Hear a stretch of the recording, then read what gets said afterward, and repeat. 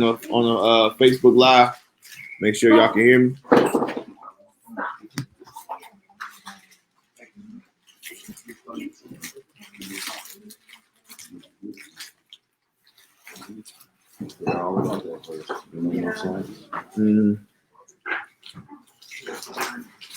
Let's see. Y'all hear me? Y'all, you can hear me? Good. All right. Hey, pass me two pens right there. 2 pens.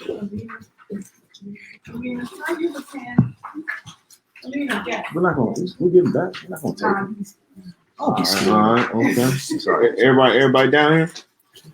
Hey, when you're free, you're a leader. The family, peace and charge of family. I don't know. I don't be talking about him while we in the middle of the lesson. Good lesson. What did I say? What you just did?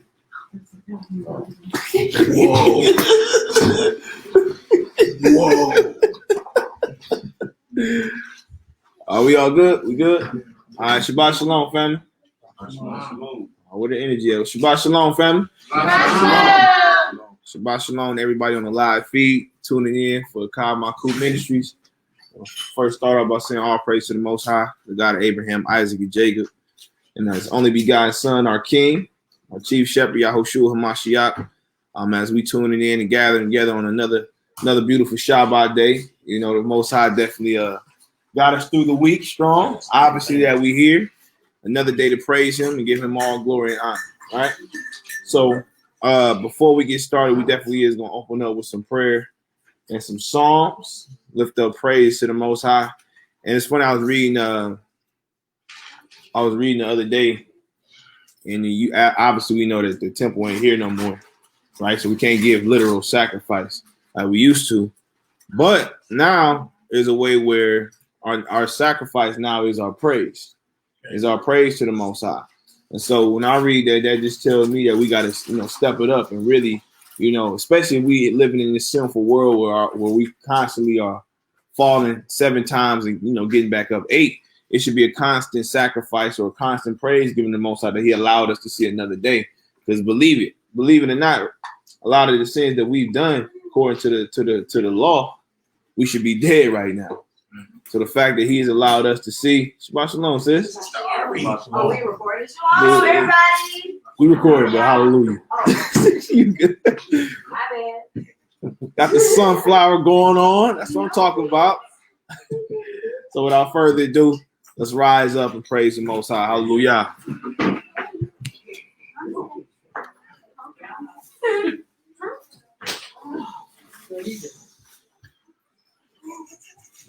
Wade in the water. Oh, you gonna bust out the hymns today? No, sir. Good Negro spirit. You can good Harriet Tubman's around, man. Not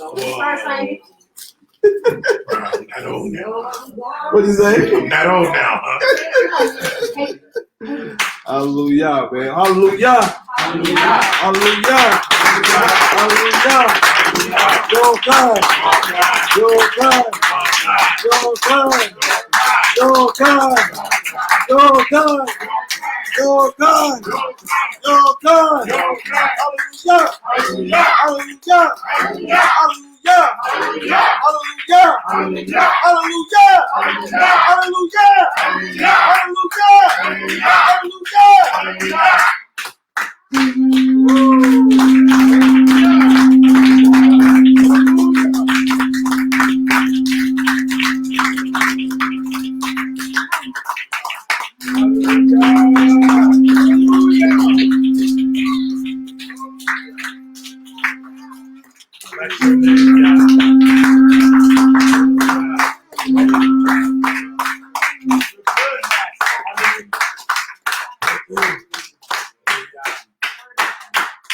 In the mighty name of Yahushua Hamashiach, our King, the great and grand Redeemer of our generations and the generations that have passed. May you receive our prayer and our psalm, Father, as a sweet incense and an offering unto your throne. May it not come to you defiled. May it not come to you void. But let our hearts, minds, and spirits be in everything that we speak to you with a pure heart. In the name of Yahushua HaMashiach, we sing this song. Yabarika Yahweh Ve'ishmerika Yahweh Ponia Ehkadmalkutministries Yahweh Manan Elikah Shalom Shalom Yabarika Yahweh Ve'ishmerika Yahweh Ponia Ecclesiasticus Yahweh Manan Elikah Ve'aseh Shalom Ve'aseh Shalom. Amen. Hallelujah. Hallelujah. Hallelujah.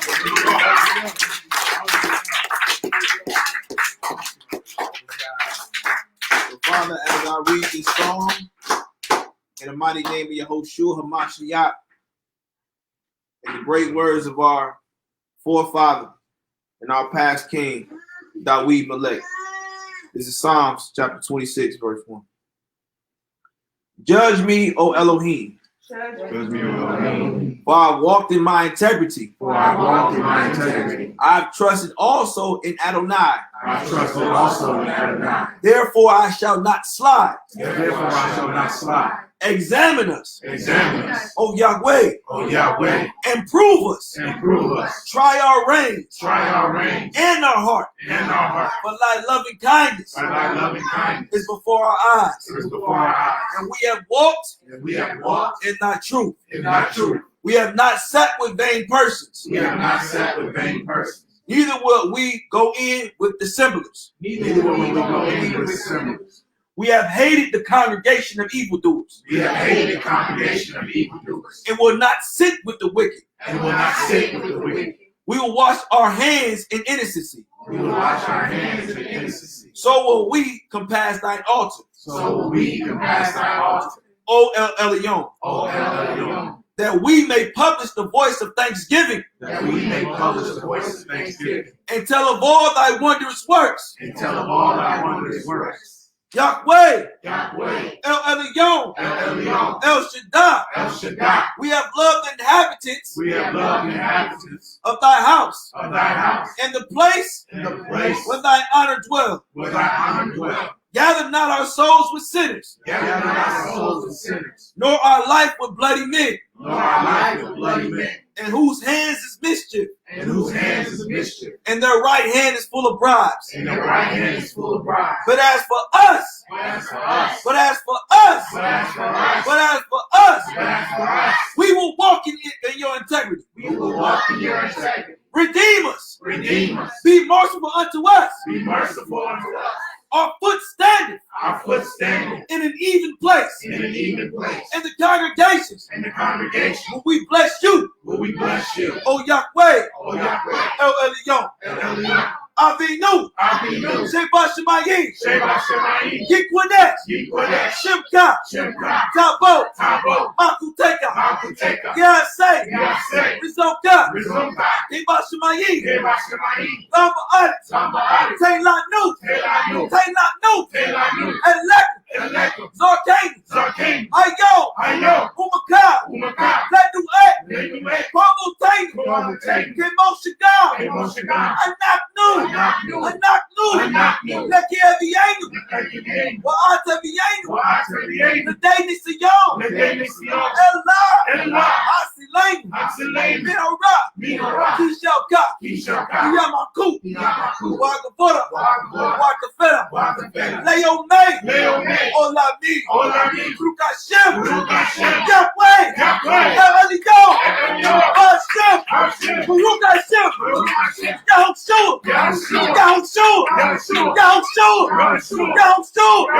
Long live the King, Hashem, Krukashem,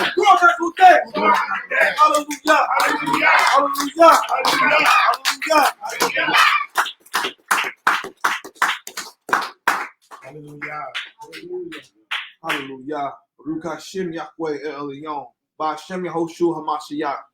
Father, we come before you, blessing and thanking your mighty and great name, the eternal one of Israel, Father. The one who created the heavens and the earth and the sea, Father. Hallelujah. May we never take your name in vain.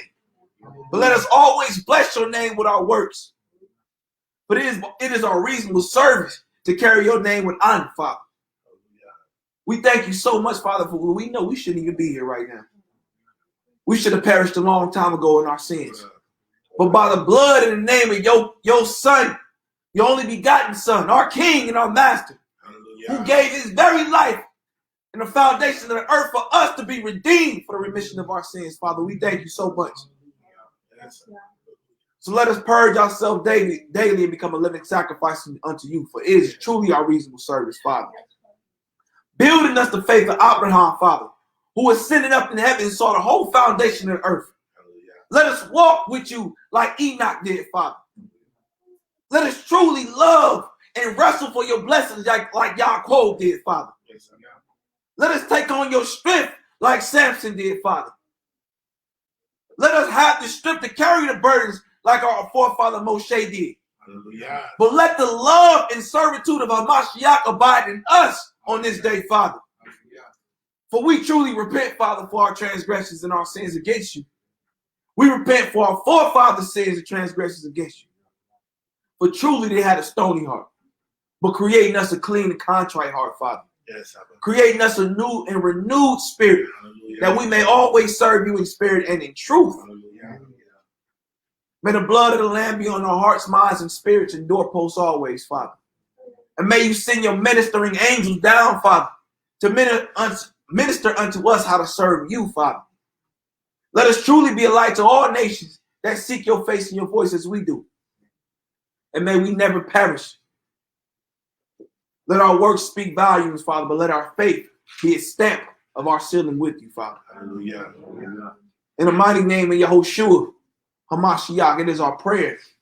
It is our hope that all Israel shall be saved. But let those who truly have a heart for you hear your voice and seek your face in all things. In the name of Yahushua HaMashiach, we pray. Amen and amen. Amen and amen. Hallelujah.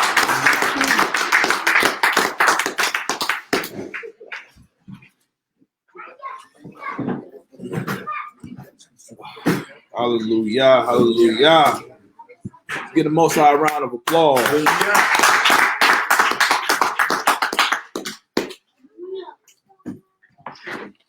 So Yah is truly, truly good, y'all. Yes, yes. Yah is truly good, man. We get the most high really blessed us with a day just to relax with, just to chill, eat on his word, you know. Okay. Let the spirit teach us, right? Yeah. And so, again, I want to say Shabbat Shalom to everybody on the live feed tuning in. If y'all can hear me, drop some sevens.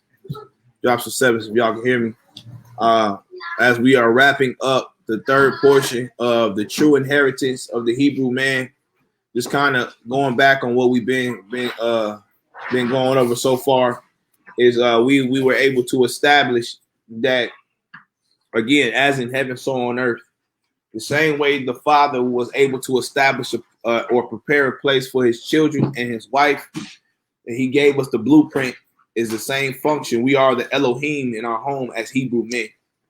Therefore, we must take steps on making sure we provide that everything for our families, being that image, being the priest of our house, being the prophet of our house, being the king of our house, being the watchman of our house. We must function in the likeness and the same image as Yah. And that's literally what image meant. It meant to walk in his shadow, walk in somebody's shadow. You know what I'm saying? You've ever seen the comparison, like let's use an example, like Floyd Mayweather and Adrian Broner. Adrian Broner walking in the shadow of Floyd Mayweather, same style, right? Box like him, talk like him, same swag.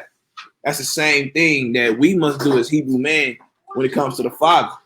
Same mindset, same love and care for our families, right? And our children. And so sometimes we, as Hebrew men, we lose sight on what our true inheritance is. We always think it's, materialistic things, like a car or a ring or even land in some aspects. But the true inheritance of a Hebrew man is his family. Is his family, believe it or not. A son can carry on the name of his father. Land can't. Land can't. A wife, if she's still living, past her husband, can carry on the name of her master or her lord. But a house can't. It can be inherited, but the true inheritance is the name passing down through the generations, which we kind of went through already. And so as us now learning how we're supposed to function, we now have to transition out of that westernized mindset, because the Gentile or the Eurocentric mindset has taught us that materialistic things are the inheritance of a man, not the family aspect of it. Like we went over, family is the very nucleus and blueprint of who this man is. Looking at his wife, looking at his children will tell you all you need to know about that man. No matter what he spit to you, no matter how eloquent he talks to you, nothing. Where he comes from and who he's establishing will tell you all about that man. And so as Hebrew men, it's about time we start functioning like that. And it's not so much of always putting on the women. The woman is nothing but a reflection of that man who's teaching her or watering her or giving her the nutrients or soil that she needs. Okay? And that's what we got to understand as men is, I like how Elder Thomas had put this, that if you can't master being a good son, you cannot master being a good brother. If you can't master being a good brother, you'll never master being a good husband. Therefore, you'll never be a good father. Because how can you teach from a place that you have inexperience in? That makes sense? Like, humble. You know what I'm saying? You do music. How can I teach you how to really put bars together if I've never done it myself? You'll look at me like, what am I talking about? But some reason we don't take on that same mindset when it comes to this walk. We go for people because of titles. The name has something to do with it. But then once you get to these people and you start really you start kind of moving the trees and moving the bushes, looking at that fruit, and you find out there's nothing really there. It's been all talk. And unfortunately, that's all Israel been persuaded by is talk. Just like the Christian church. Reason Christian church is so good because the teacher talks so eloquently. He brings a very good motivational message. But then when you look at what he's truly done, nobody ever wants to kind of peek in that closet and see what's going on. And it's the same thing in our community today is we're going off by what people are saying and not their actions. It should only be by way of words through their action that we actually take heed to that. So we got to start looking at and measuring people about what is really being said here in the scriptures versus what people are portraying in their life. And so if we're going to call ourselves a Hebrew man like we went over, to be called a Hebrew, period, literally you're saying you crossed over. You've transitioned from a Western thinking or a Western lifestyle to a Hebrew-centric lifestyle. You understand what that means? So that means you went from a selfish, disloyal, unloving, traumatic, acidic environment, and you transitioned into an alkaline-based, balanced, loving, selfless environment. Where from here, you can see the fruit of a person. And over there, all you see was words. This is why the enemy gets over so good, because he's very smooth with words. But in his heart was war. You understand? We go off his words. Say, like I said, we voted for Obama because he was black, not because what he was really doing. That's the reason we voted for him. You ask anybody who voted for him today, why did you vote for Obama and what did he do today? Majority of people can't tell you why. It was based upon his smooth talking and what he looked like. That same thing goes on in relationships with women. They choosing men because they look good, they sound good, they smell good, they talk a good game, and they love potential. But potential won't get you nowhere. Same thing with this community. Young-minded sheep choose a leader based upon what he says, how he looks, how long his garment is, the way his zeets is stitched up together. He done put about 100 lessons together. Therefore, now it looks good to me, so I'll choose him as my leader rather than looking at the scriptures for what they say, what a Hebrew man's supposed to look like, and realize that, damn, you still a Gentile, you just look like a Hebrew. Same thing we see today when we choosing leaders. Men choosing women. She got a big booty. She dressed nice. The head wrap is perfectly on the head, you know. The earrings is shining, iron earrings, you know what I'm saying? Got the glitzy, glossy shoes on. She looked like glory. She looked like glory. Although she may not really be glory, but she looked like it. So I'm going to choose that potential. Going back to potential is nothing but feelings. I feel like you're a good person for me. Rather than, again, Hebrew is concrete. It's proof in what you're talking about. So as men, as Hebrew men, we now have to start really setting the bar for the inheritance for the generation to come. Okay, so I want to start, and I was just setting the precedence of this conversation for those who ain't been here for the last two series of what we've been talking about. So let's go to Psalms chapter 128. We're gonna start there. Psalms chapter 128. Let me share my screen real quick. Share screen. That's what I want. Yeah, Psalms chapter 128. Anybody on the live feed can tell me if they can see my screen. Y'all can see my screen?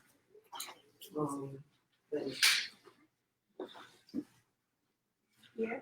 Oh, no. Y'all can't see the scriptures pulled up? Oh, yes, I can. You can see it? Okay.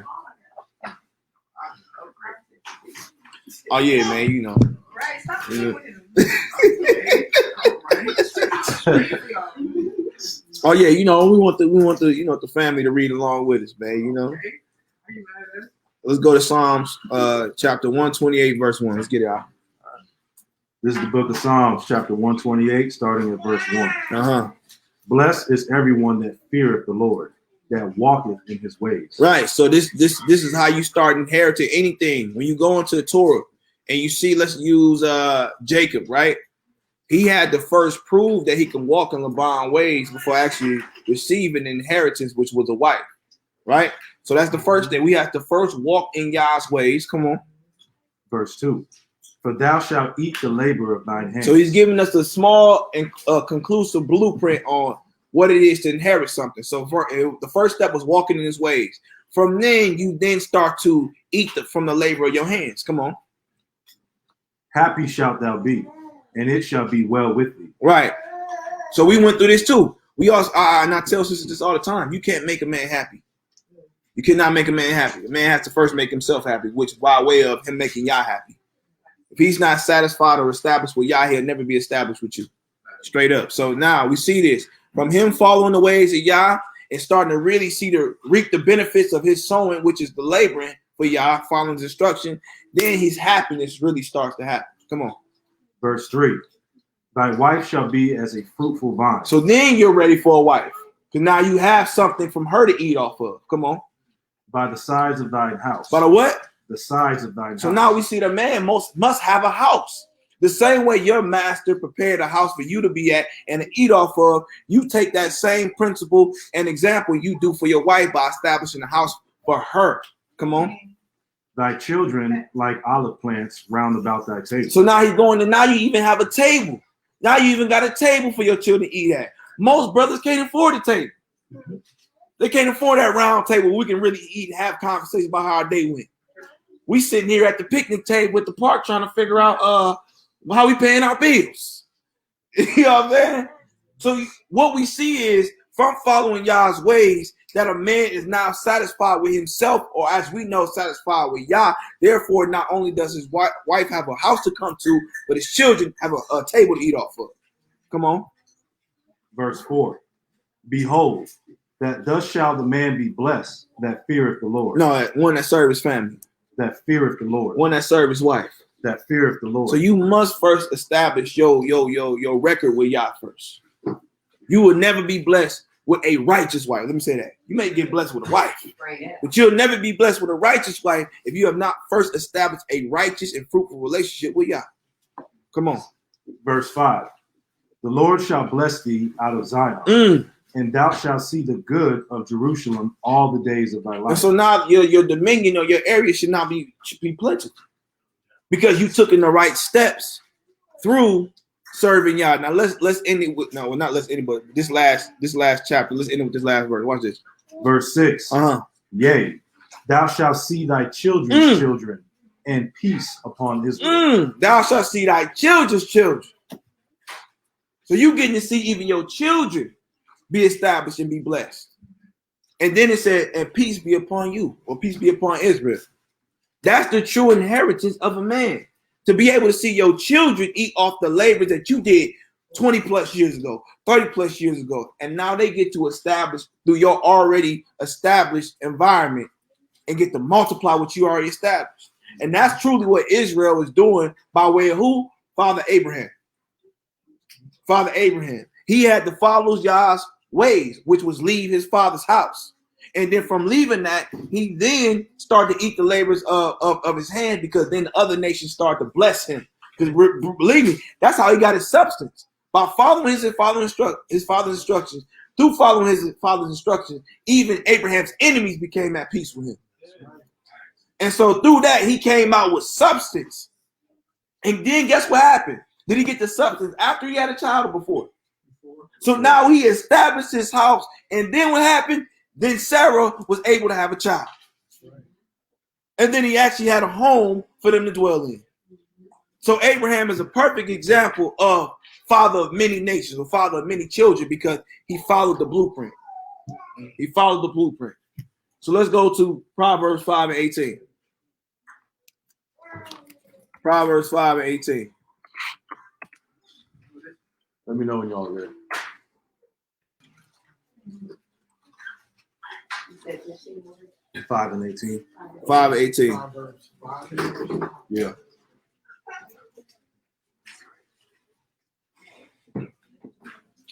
Come on.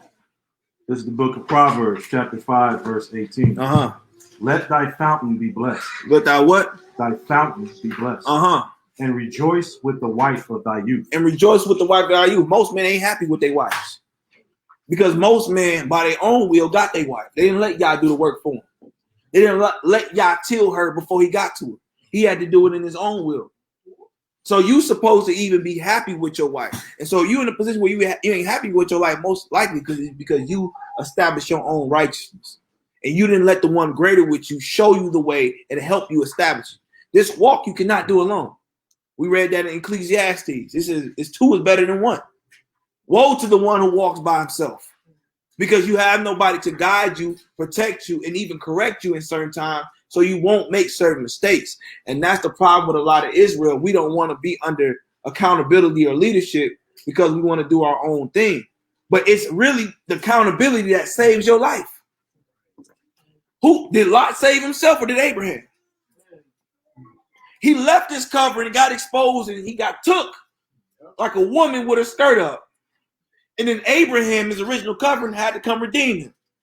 And that just showed you, when you go the way or the opposite direction of the one who showed you the way, as they would say, you bite in the hand that feeds you, you then expose, as elders say, you then expose yourself to the elements. And most likely you're going to get took every time. Rather than just like a husband's supposed to be a wife, he's supposed to be a shield and protection. Supposed to be a shield and protection of her. And especially in the spiritual realm. Right? Because she is the weaker vessel. So certain things she ain't going to be able to handle. But even for men, when you're not mature enough in certain areas where you need somebody to guide you, you want to do it on your own, you'll get taken like a woman as well. So there is steps to this Hebrew life. And this ain't no, you know what I'm saying? That's a miracle.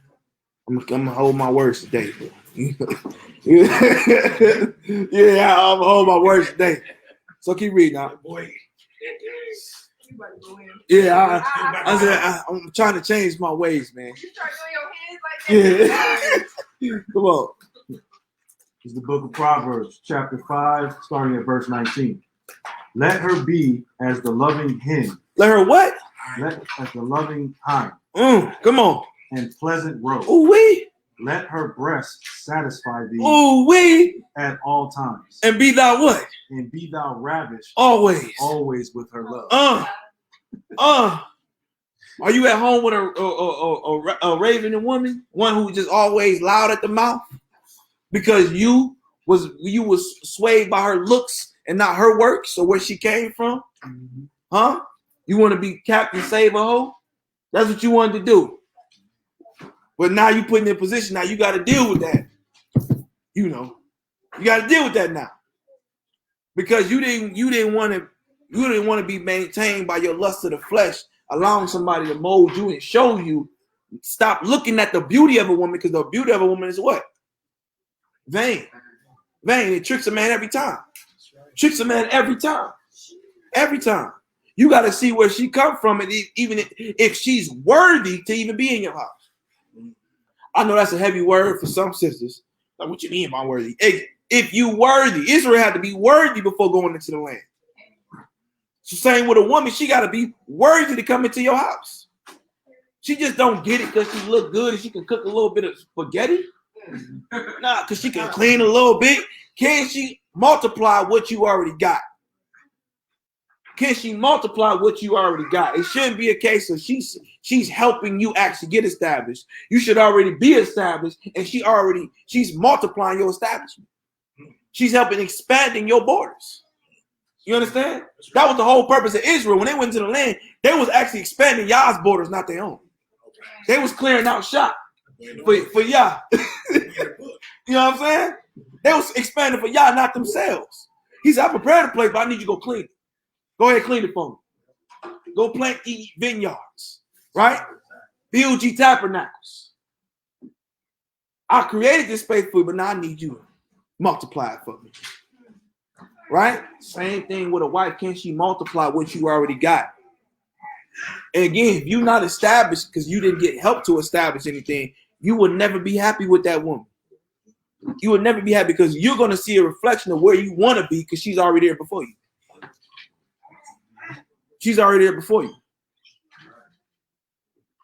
This is why a man must understand sonship or servitude before becoming a master. How you going to teach a servant how to be a servant if you ain't never been a servant? How you going to teach a son how to be a son if you ain't never been a son? By the way, even if it ain't your fault, you never had a father. So who did you serve for a time to see if you even proven to be a good son? You a bastard. Straight up. So we got to start looking at this thing from a Eastern or Hebraic understanding, especially if you one of the men who is single. Don't try to go into a woman if you know you're not ready in all levels. Yes, including financially. I know a lot of brothers like to teach that whole thing about you shouldn't have to work. Bro, shut up. Shut up. Go sit down somewhere. Go sit down. Even the Gentile don't believe in not working. You know what I'm saying? So where did you get that idea from? A sloth?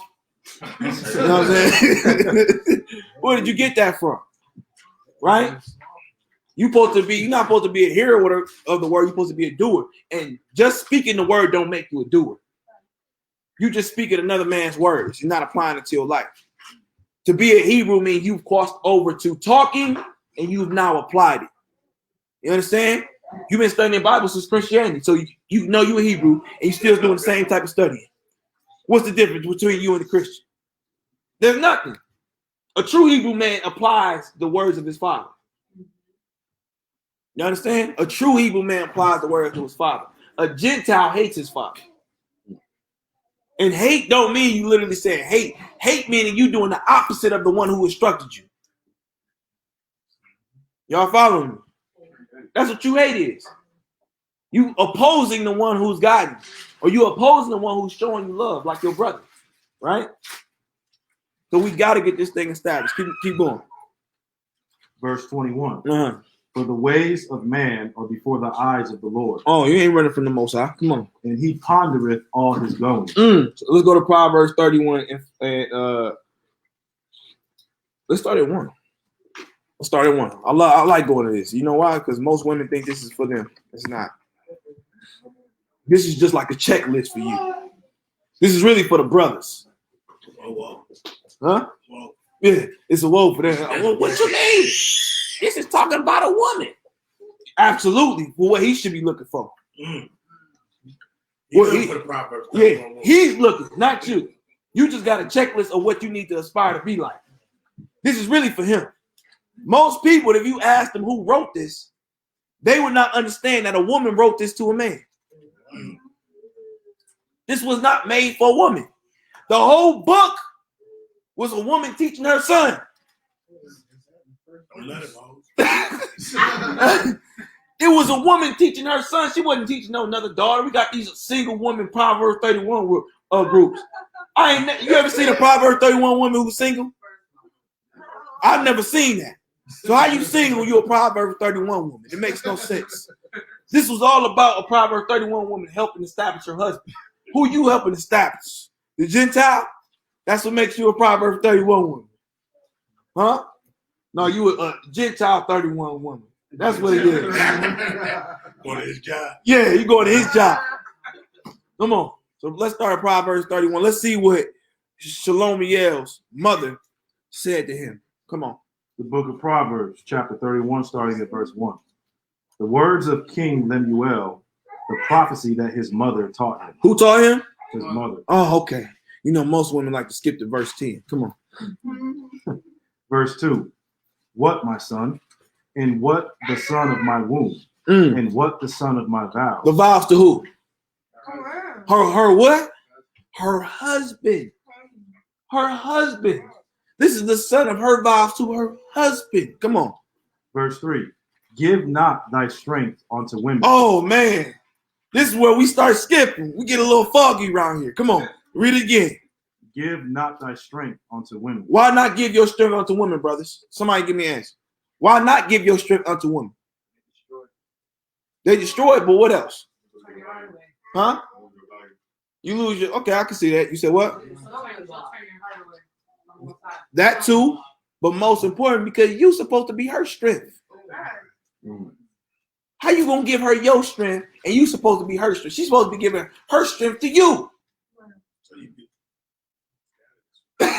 She's supposed to be giving her strength to you. Why? Because she is the weaker vessel. She's supposed to be trusting him. Just like us as men, we give our authority over to Yah, trusting that he will always be with us. The same function must happen between a man and a woman, a wife and a husband. She must give up her own authority to show that she has trust in this man who says by his vows that she will protect her. But if you giving up your strength, which is a reflection of your covering, then you're gonna lose, and you now become the wife or the concubine. It is just what it is. She's supposed to be getting her resources from the source, which is you. She is not your source. She's an extension of you, which is the source. Come on. Nor thy ways to that which destroyeth kings. And so you'll see through all the kings, even down to Samson, even in David. Most kings fell by way of what? Women. And most importantly, because we ain't gonna put on the women, they fell because they turned away from their strength and their source. And that's been the fall of kings. Come on. Verse 4. It is not for kings, O Lemuel. It is not for kings to drink wine, nor for princes strong drink. Why? Because you drinking too much, you lose your sobriety. You lose your sober thinking. You lose the instructions of your father, which is you reading the testament of Judah. It's clear as day what happened to him. Very clear today. Come on. Verse 5. Lest they drink and forget the law. And forget what? Forget the law. Forget the instructions. We can see that just when we was in the world.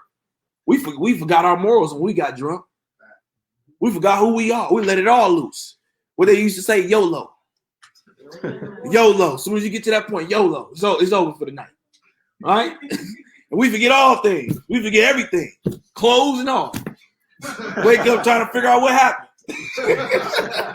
You know what I'm saying? But this is what happens when you bigger than the drink. When you start going away from your sober thinking, which is only the instructions of Yah, you lose sight of who you are, which is it. This is why Israel is in a confused state, thinking we're Gentiles now, or thinking we are the heathen, because we've lost a sense drinking the wine of Babylon of who we are, and we forgot the instructions of our fathers. So hop down to verse. We can actually start at 10. Let's start at 10. Now that we got through the introduction, let's go to 10. Come on. All right, it's the book of Proverbs, chapter 31, starting at verse 10. Who can find a virtuous woman? Who can find her? For her price is far above rubies. So that also means a lot of men ain't even worthy of this type of woman. You can't. We still dealing with commerce and money, huh? We still dealing with establishment. We still dealing with authority. So this means you couldn't even purchase this type of woman. She wouldn't even look at you, right? See, you see, in the day, you know, some women tell you can't afford me. She probably ain't really lying about it. She really probably ain't lying. You probably can't afford what all comes with her. But then you talking about the depths of a virgin or a righteous woman when you yourself haven't even established righteousness with Yah. You haven't even paid the price with Yah yet to afford this type of woman. This ain't just dealing with natural commerce. It's dealing with spiritual commerce. You have not paid the cost with Yah to even afford this one, because you got to pay him. Remember, he's the father of all. And who does a man have to pay to get that wife? Woo! Let's talk about it. You haven't even paid the cost of the father who created her to even afford this type of woman. Yet you call yourself a king and a priest and all this good stuff. Sounds good. But where's your establishment at? Huh? Where is it at? You haven't even established a balance or a foundation in your heart, let alone in the natural, a house or anything like that. Come on, keep reading. Verse 11. The heart of her husband doeth safely trust in her. So this is another part of the inheritance for a Hebrew man.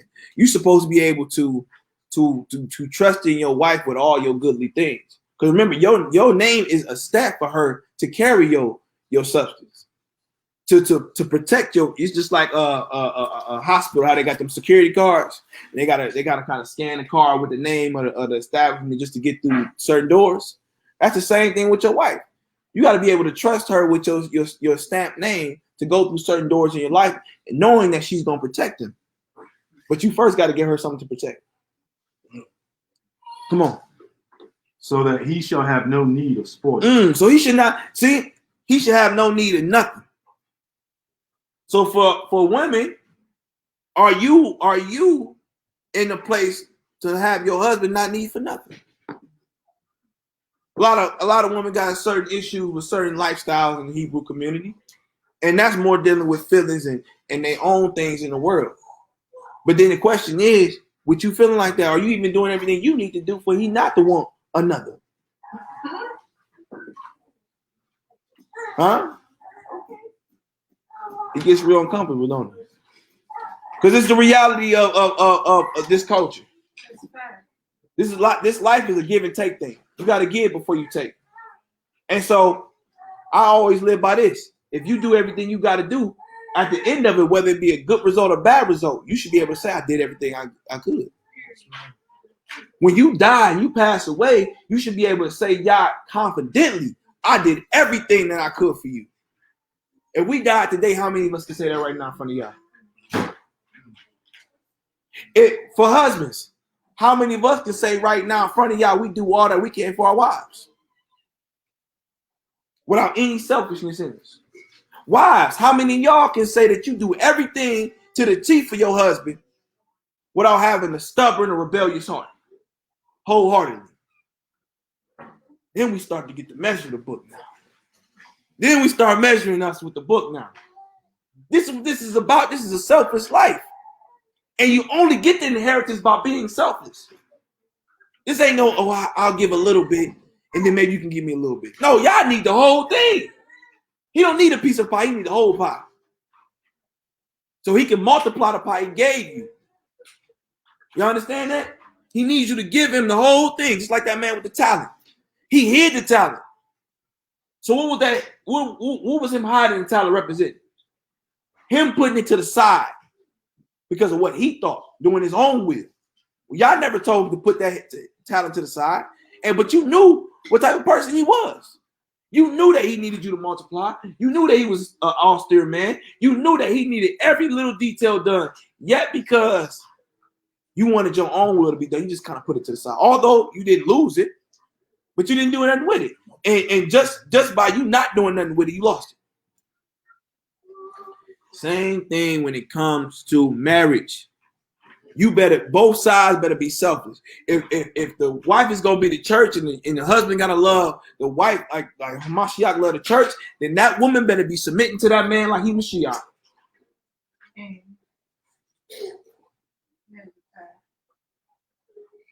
Am I lying? Am I in the book? I'm in the book, right? Come on. Verse 12. She will do him good. She will what? Do him good. And not evil all the days of her life. All the days of what? Her life. So that means this woman should be doing no evil. You know why? Because she understands she was bought with a price. She understands she was bought with a price. Most women don't realize they bought with a price. Huh? Same for men. You don't realize you bought with a price. You don't have your own will. You don't have your own. Ain't no such thing as your own will. Whoever told you that is a lie. That's a Eurocentric mindset. It's a Eurocentric mindset. Mine, mine, mine, mine, mine. That's all the heathen do. It ain't even got to be there. They're like that little bad kid. They see toys over there and see everybody playing with it. They want to go here and take it because it look good. I think their slogan is do without will. Do without will, right? Or as they say, free will. Ain't no such thing as free will. You know why? What is free? Free is getting something or taking something without consequence. Now you got choices. Oh, who will you gonna serve? You ain't got your own. So you're either gonna serve the Father's will or you're gonna serve Satan's will. There is not your own will. Because usually your own will is the same satanic thought that got Satan kicked out of heavens. He said, I will be like the Most High. Huh? That's why you got to be careful sometimes calling yourself a God. What type of God you talking about? Let's be clear here. I get it. I agree with it. But where you coming from in your heart? Yeah. Which one you talking about? You talking about the image of Elohim or the image of Hashatan? And I only know by your walk. Right? So just keep that in mind. You know, we got to get this whole thing out of our mind talking about my own will, self-love. Believe it or not, to have self-love, that's the same type of love Baal had. Self-worship. That's what that is. You only can love by loving something greater than yourself. Think about it, right? That was the whole point of the parable, talking about if you love your brother who you love, what profit that? If being you the same, I love you, well, what does that really profit me? Huh? That makes sense? Even the Pharisees do the same thing. They go to what they can relate to. Right? This whole walk, because how we grew up, is going to be very uncomfortable. It's going to be very, very, very sacrificial, long suffering for both sides, men and women and children. But again, it's the intent of the heart. You feel me? It's the intent of the heart. And you got to be willing to do what you need to do for the benefit of the kingdom. Both sides. Okay? Let's go to Deuteronomy 7:6. Deuteronomy 7:6.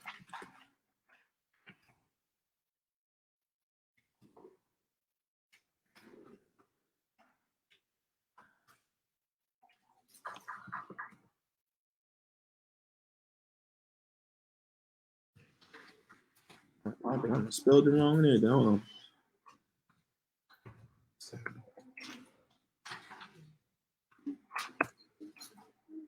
Yeah, Deuteronomy 7:6. And so what we're going to go over is truly What we're trying to show is the same depiction Yah has for us that husbands should have with their families, their true inheritance. And so we're going to see how Yah view us as his wife, same way we should view our wife. Come on. This is Deuteronomy chapter 7, starting at verse 6. For thou art a holy people. Oh, what? A holy people. So a set apart people. Come on. Unto the Lord thy God. The Lord thy God has chosen thee to be a special people unto himself. Unto what? Unto himself. Unto himself. Same way a man should be able to look at his wife and say, out of all these women, I chose you, baby. Out of all these women, I chose you. Right? To be, to me, a special person. For me, this wasn't for you, this is for me. You here for me. You're not here for yourself. Just like when you produce children for me, they're here for you. They're not here for themselves. Come on. Above all people that are upon the face. I done put you above all these women. I done set you, I done made you a bed and everything. Got your feet massaged and everything. Made sure that you was good when you came. Come on. The Lord did not set his love upon you, nor choose you, because ye were more in number than any people. Right. For ye were the fewest of all people. But because the Lord loved you, and because he would keep the oath which he had sworn unto your fathers, hath the Lord brought you out with a mighty hand. So the same thing is for a man. The oath we made with our father is to be a protector over this helpmeet that he assigned to us. Come on. And redeemed you out of the house of bondmen, from the hand of the Pharaoh. From the what? The hand of the Pharaoh, king of Egypt. Right. Same thing. Men, this is the same way your woman should feel. She should feel redeemed because you took her out of Egypt. You took her out of the hands of Pharaoh. You took her out of this satanic system. Right? And wives, you should feel like that. To the point now that you should do the same thing Israel said to Yah. I shall do all that you say. It's really the woman who should be saying, I do. The men write up the contract, give her an instruction, say this is what the terms and condition is. She should be saying, I do. Right? Because remember, the man was not made for the woman, but the woman was made for who? The man. The man. And you must, brothers, by way of understanding the scriptures and having guidance, you must make sure that she's befitting for the plan that y'all gave you. Because like Elder was talking about, she may not fit the plan. She may be a great woman. She may be a beautiful woman. But if she does not fit the plan that y'all has assigned you, y'all both will be destroyed. Y'all will destroy each other. Okay? Let's go to Proverbs 17:6. A couple people done dropped off there and said that. And like, oh man, this brother going crazy right now. All I heard, bloop, bloop, bloop, bloop. For real? They dropped off after that. They said, oh, bro, this man tripping. It's good when he was bashing her. It's good when she was bashing him. Come on, Proverbs 17:6. They're like, hold on, women gotta say I do. What you talking about, brother? You going off. Proverbs 17:6. All right, this is the book of Proverbs, chapter 17, started at verse 6. Children's children are the crown of old men. Say it again. Children's children are the crown of old men. Brothers, this is your inheritance. You understand that? Your house will pass, your car will pass, your land will pass, but your name will live forever through your children. Wow. Your name will live forever through your children. This is why you must, brothers, and I cannot stress this enough, you must make sure you got the right woman for the right job. Because you can have the right job with the wrong woman. Or because you self-will, you can have the right woman with the wrong job. This is why men must get established first, so he can prepare a place for his wife and his children. Because once you establish yourself, bro, it's cookies and cream from there. It's cookies. It should be a peaceful life. And when we go through the scriptures, your wife should be a what? Pillar of rest. Children should be the base of their parents. That sounds like peace to me. So that means, brothers, you're supposed to do the hard, laborious work before even having any of these people. And they should be able to come into the picture and slowly take your hands off the wheel and you sit in the back seat, ride like Floyd Mayweather. Money May all day. You know what I'm saying? you should be feeling good. Not to say that you don't work, but the laborer's work should get easier for you. It should get easier for you because you have established somebody with the same mind and same spirit who's accepting the same mission, and they have a heart to please you, so they want to multiply you by way of any means necessary. That's in full of righteousness. Come on.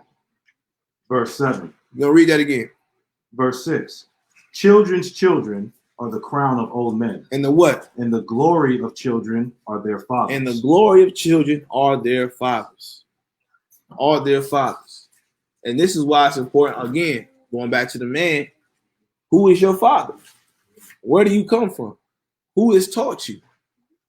Because by way of who you come from will help establish you even more with where you're going. There was no way you going through different countries or different tribes and regions in Africa without pronouncing where you come from, by way of who your father was. And if they did not know your father, it was a manhood check at that point. It was a manhood check. But if they knew your father, you was cleared to go. You was clear to enter. So let's get to Ecclesiastes. Ecclesiastes 9. Ecclesiastes 9. Oh, rich stuff and all types of stuff. Okay. That teach you, bro. 7 to 10. Some foundation. 7 through 3 years. If y'all still hear me in a live feed, drop some sevens. Come on.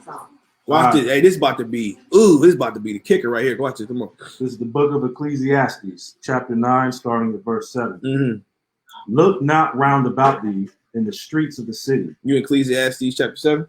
Oh, my bad. I mean chapter 9. Chapter 9. Ecclesiastes, not Ecclesiasticus. Ecclesiastes, the preacher. The preacher. Chapter 9, verse 7. Chapter 9, verse 7.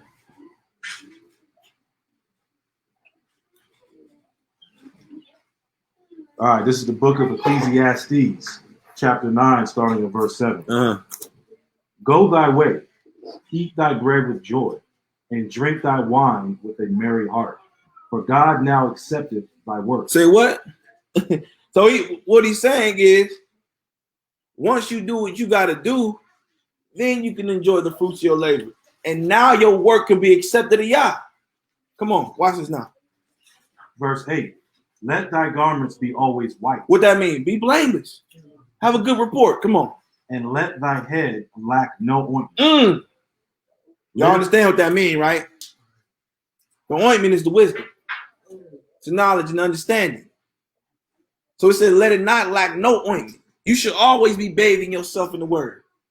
This is how you grow. Come on. Verse 9. Live joyfully. Here we go again. With the wife whom thou lovest all the days of thy life, of thy vanity. Right. So the natural things that really don't mean that. So he wants you, even in this natural life, to be able, see, Yah wants you to be happy.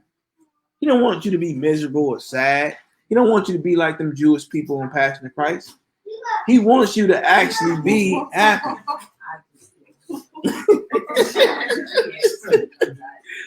He wants you to be happy. He wants you to be joy. This is when you go into Luke 18. This is what he's telling you. This is what he's telling you. Matter of fact, you stay right there. I'm gonna just pull this up real quick. Luke 18. I love going to it because it really does show you that Yah, man, if you become selfless, he has so much more to give you. So this Luke 18, I'm gonna start at verse 28. It says, then Cephas said, lo, we have left all and followed thee.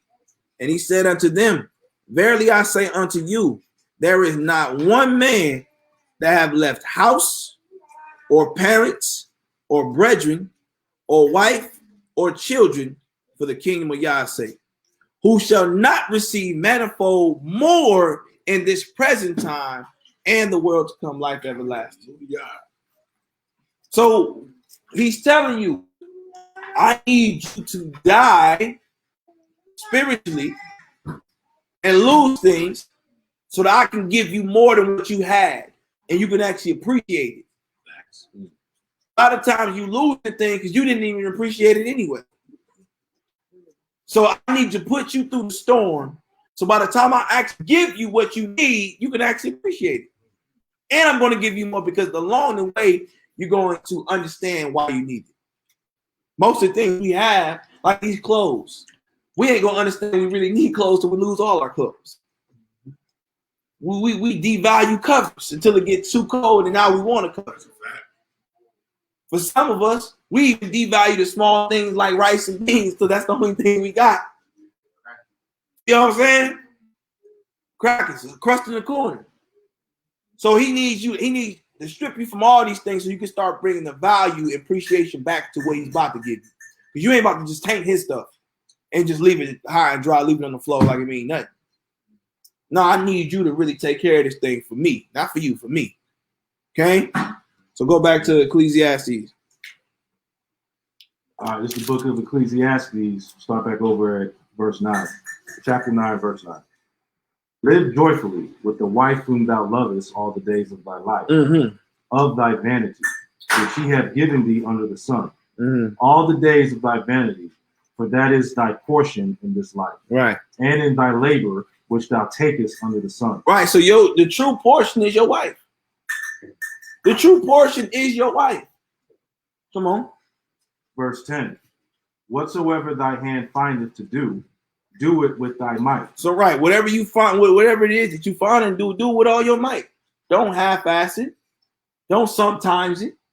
Especially if it's in the purpose of Yah, do it full time. Give it your best effort. Come on.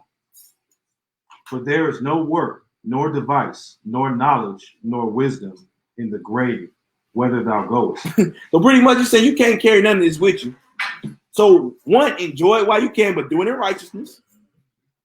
And take care of these things. Do it. Live a full life. That's what he's saying. Live a full life. Abraham was counted as a man who lived a full life. He was counted as a man who lived a full life. Now, when you see what he had, like I said, that man was a general. Man was a king for real, for real. That man was known across all the regions, wherever he went. And because of him, this is why to this day we say we the seed of Abraham. Because he was considered the friend of Yah. The friend of Yah. So we want to make sure that, of course, we'll never get into folly, but we're walking in purpose as Hebrew men, so that when it is a time to really establish a family, we can take joy in it. Nowadays, family are burdens for people. Their wife is a burden. Their children is a burden. Their job is a burden. Yeah, it's sporadic. It's losing value because the men have not found their value in Yah yet. So men, take the time to find your value in Yah. So when you're finally finding that happiness and value, you then can put that same value in your wife, who's going to be pretty much, she is part of the heir of your inheritance. She is the heir of your inheritance. So through her, your name live. Through your children, your name live. So take value beyond all this materialistic things, beyond your jobs or us, doing music. Your family is your inheritance. That's what you need to be putting majority of your time in. Not sitting here running no congregation, not sitting here trying to run no camp, not sitting here trying to run no assembly. Your main focus, even if you're in that position, should be your family. Because it's going to be your family who helps your name live, not your congregation. Not your congregation. They make you have good memories of you. Let's be honest. We may have good memories, but it's truly your family who's going to help establish your name forever. Okay? So let's go to this. I wanted to show this book, bro. It's just a small little excerpt in the book. It's called The Power and Science of Melanin. I wanted to bring this out because he made a really good point in this book. I think it's very essential that we understand from a Echad's understanding where we have to start thinking. Right. So we're gonna go to page 16. So then next, I'm gonna be pulling up an article I sent to everybody. So just get ready for that. So we're gonna start right here. Read the little box. Okay. So I like to label this section as the Culture Shift 2020. Culture Shift 2020 because I believe if we can establish this within our tribes and our families, it'll be the shift and the difference on how we set up the next generation. So come on. Okay. All right. Right here. Consciousness is a cultural element. Is a what? Cultural element. So you understand when you go into the Hebrew, consciousness is actually your soul. Consciousness is your soul. Come on. The culture educates a person to have awareness. To have what? Awareness. So it's the culture, the community that gives a person an awareness. Come on. And awareness gives consciousness. Yeah, what? Consciousness. So the awareness of understanding your surroundings and where you come from gives you your soul. It gives you that genetic information that you need. Come on. Cultures use music. They use what? Music. Clothes. Clothes. Foods. Dance. Textbooks. Myths. Right. Stories. Religion. Right. Folktales. Art. And science. To what? To create a society. So all these things, I always say this, if you don't know where you come from, you never know where you're going. If you don't know who your father is, you don't know what land you come from, if you don't know your language, if you don't know your clothes, if you don't know your diet, if you don't know your God, there's no way anything you produce will be good fruit. There will be nothing that you can produce that be good fruit because you don't even know the roots of where you come from. You don't know who your fathers is. Huh? You don't know what land you come from. You don't know the diet you're supposed to take on. You don't know the clothes you wear, which clothes has a very big impact on identifying who you are. How we calling ourselves Hebrews dressing like Gentiles? And for most people, that may not mean nothing, or may not mean nothing, but it's something. Because even the scripture talks about strange apparel. Huh? Yes, Yah's going to be identifying you by your spirit, but He's also going to be looking at you. Huh? You may not take it a big deal, but it's in scripture. How you look inside and out means something, but it starts inside first. That's what the problem was. It wasn't what the Pharisees was wearing that really Mashiach was bagging on. It wasn't that. But they got so caught up in the outward appearance, they forgot the inward was truly the reflection. He was a walking graveyard. Israel was a walking graveyard. So you look flashy. You look very, very clean. Got the long zeets to your big toe. But the fringes wasn't on your heart the whole entire time. You built like a man. You look like a Hebrew man. But your heart makes you seem like a concubine.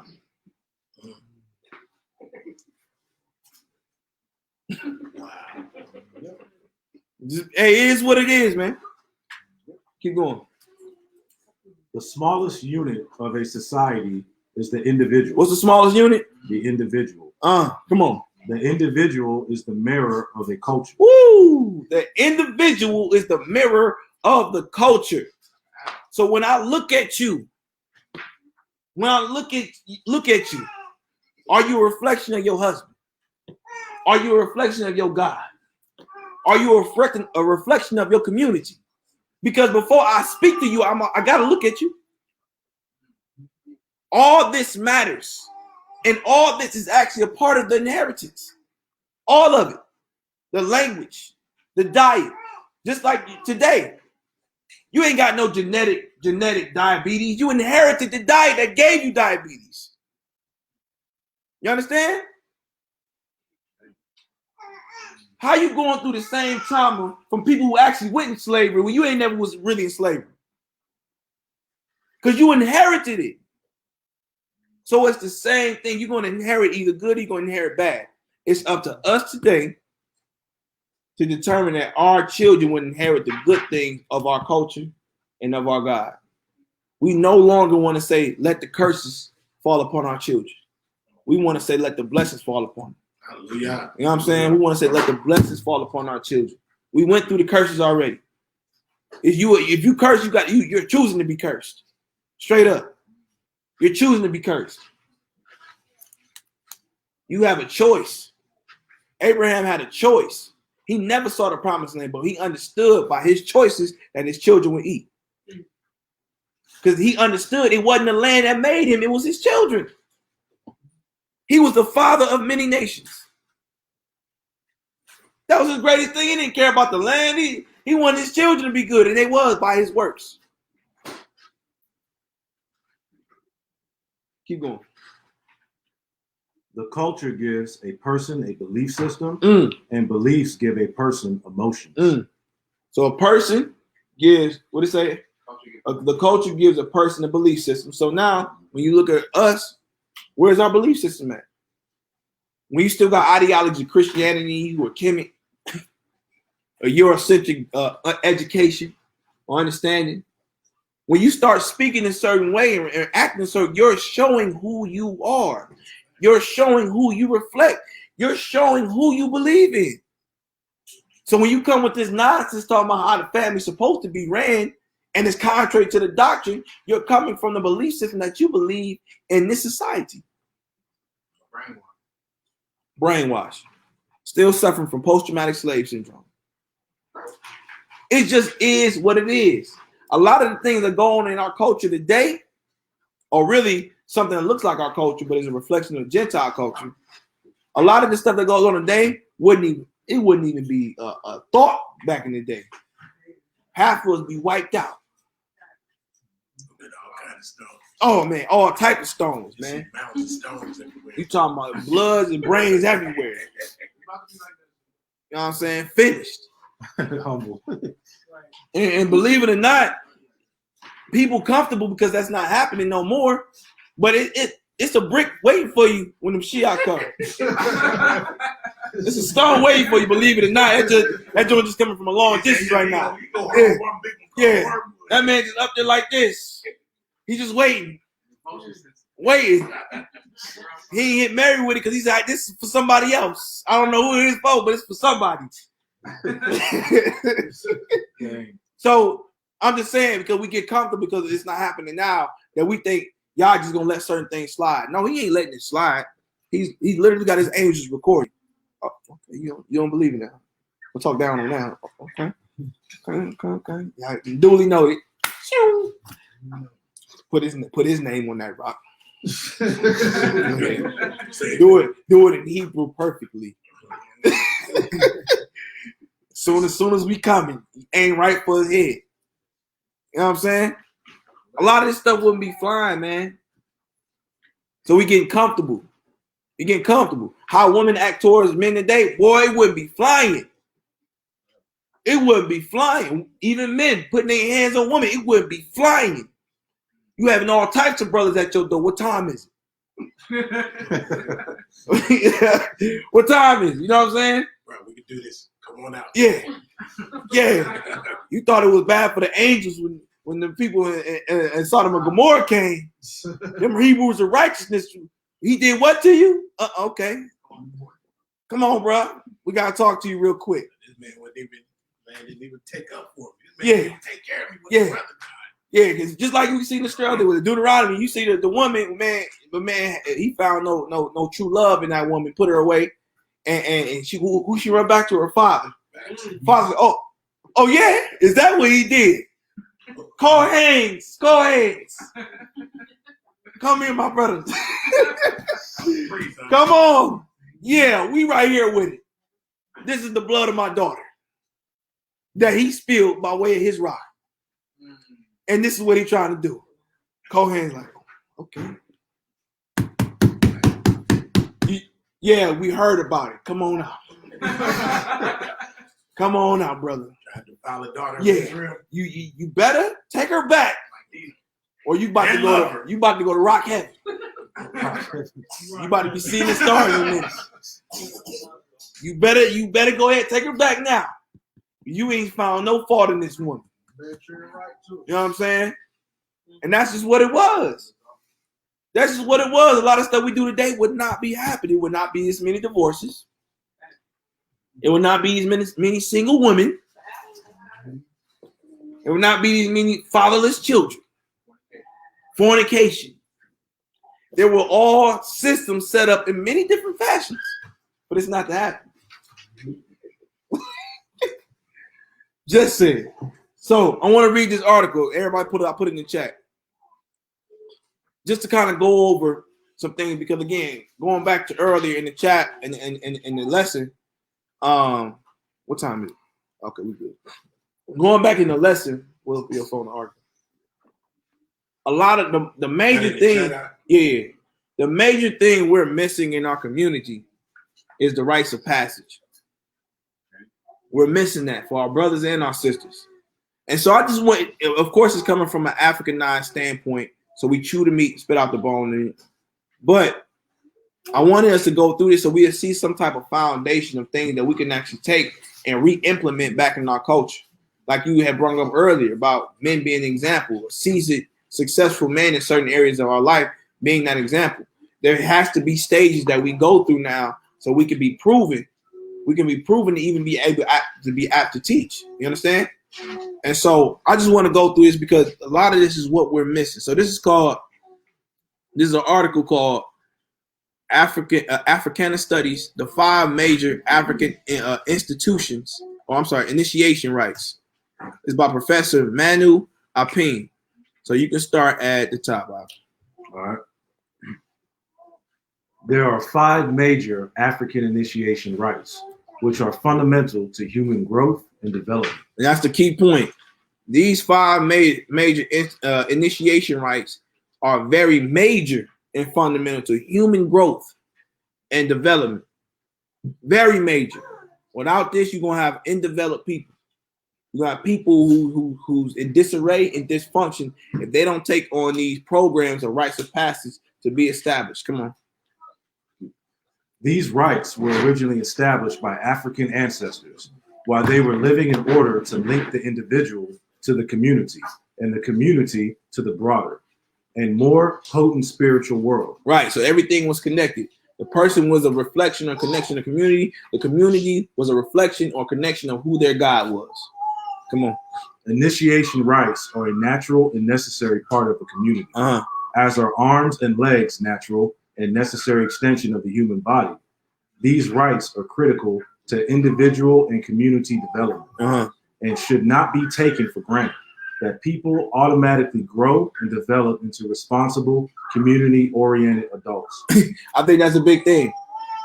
Because that's the first thing parents, especially in the Black community, want to do is kick their child out of 18. They ain't went through no rites of passage. The parent ain't set up no structure for them to follow. They've been taught 18 years or 16 years of their life from a Gentile perspective. They've been taught sports. They've been taught Eurocentric education. They've been taught Eurocentric music. They've been taught Eurocentric clothes and Eurocentric diet with no African pathway or culture or arts perspective of Hebrew culture. So they've been taught by the Gentile. They've been taught their rites of passage, but not our own. Come on. The process of initiation concerns undergoing a fundamental set of rites to start a new phase of beginning in life. Right. So you cannot get married or even have an establishment without going through these rites of passage. Come on. It marks the passing from one phase in life to the next, more mature phase. Initiation fundamentally has to do with transformation and has been a central component of traditional African cultures. And for our case, it'd be, like we spoke on earlier, reformation. Come on. Since time immemorial. The details of the rites vary among the different societies, but these rites are nevertheless basic components of the society as they help guide the person from one stage in life into the next stage of one's life and development, that is from birth to death and beyond. Right. So in different cultures, of course, you have different aspects of rites of passage, but every culture has the basic components of the rites of passage. And so when you look at the Black community, what is our rites of passage? What is it? The streets? Basketball? Football? What is it? Huh? A lot of fathers don't even take the time to sit down with their children and talk no more. Right? So you see that we're totally disconnected from the culture, or at least our own culture. The educational system is set up for the Gentile man. He has a program of rites of passage set up so when he graduates from that, he'll have a free job. He won't be in debt. Right. You know, in a fact, right? Because at the end of the frat, it goes all the way back to the 13 families, elite families of the world. All of it's connected. All of it's connected. Every last bit of institution dealing with this world is connected to the 13 families. They have institutions established everywhere. The most elite colleges in the world is established by the Rockefellers. Mm-hmm. Even Morehouse, which is supposed to be considered a black college, that goes in the Rockefeller's name. Yeah. So what happens is the oppressor has a rites of passage that is freely given, and they've established somewhat of a rites of passage for the oppressed, but they have to pay for it. Come on. The 5 rights are birth, adulthood, marriage, right, eldership, and ancestorship. Now we know we don't do ancestry, of course, but the main thing is birth, or we could say childhood, adulthood, marriage, and then essentially eldership. These are the 5 elements or 4 elements that we must go through to really have a full and complete life.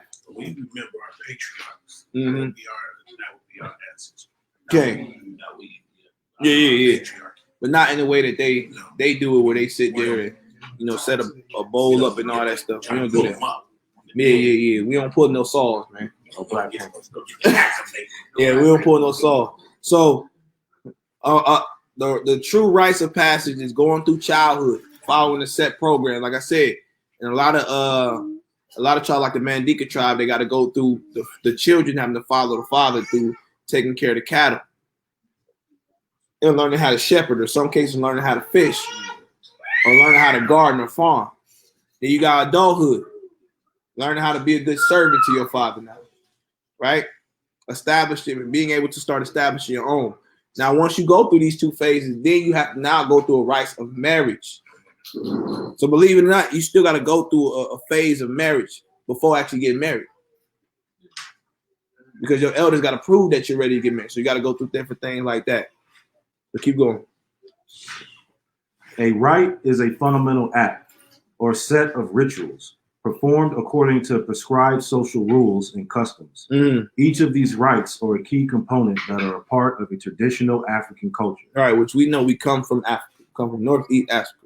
So in every component, whether you're Egyptian, Ghanaian, South African, Kenyan, anything relevant to Africa, they all have the same basic components of rites of passage, just from a different standpoint of view.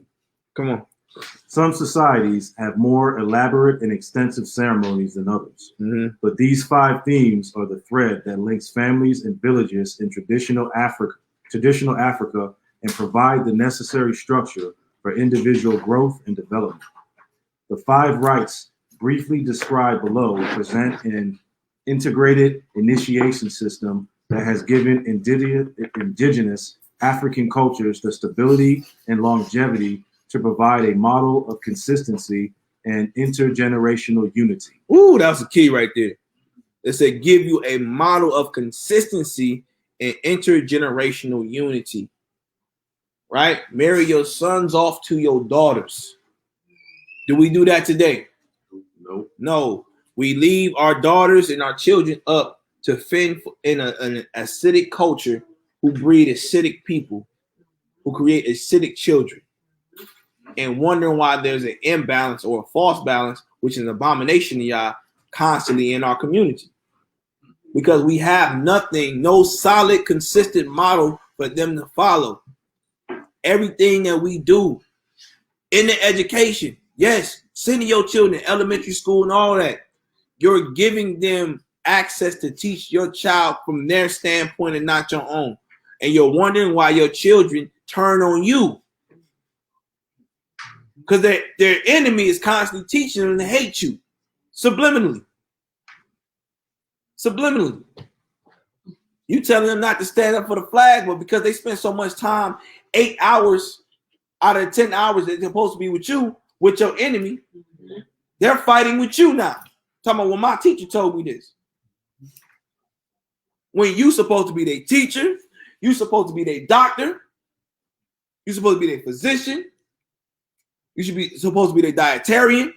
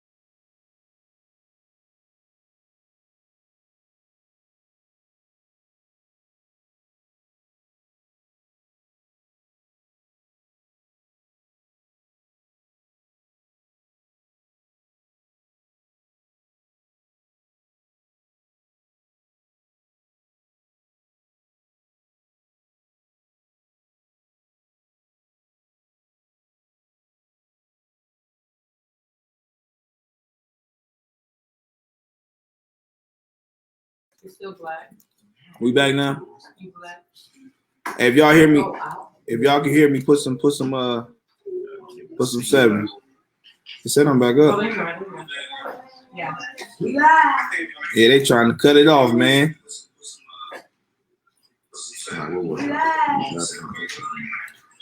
I'll wait till people get back on. You tried it. Oh my God. Okay. See what y'all on. I'm trying to find where It's all good. We almost done anyway, chumps. All right, man. We back. Y'all can hear me? We good? All right. So I'm about to share my screen again. Y'all go ahead, pull it up.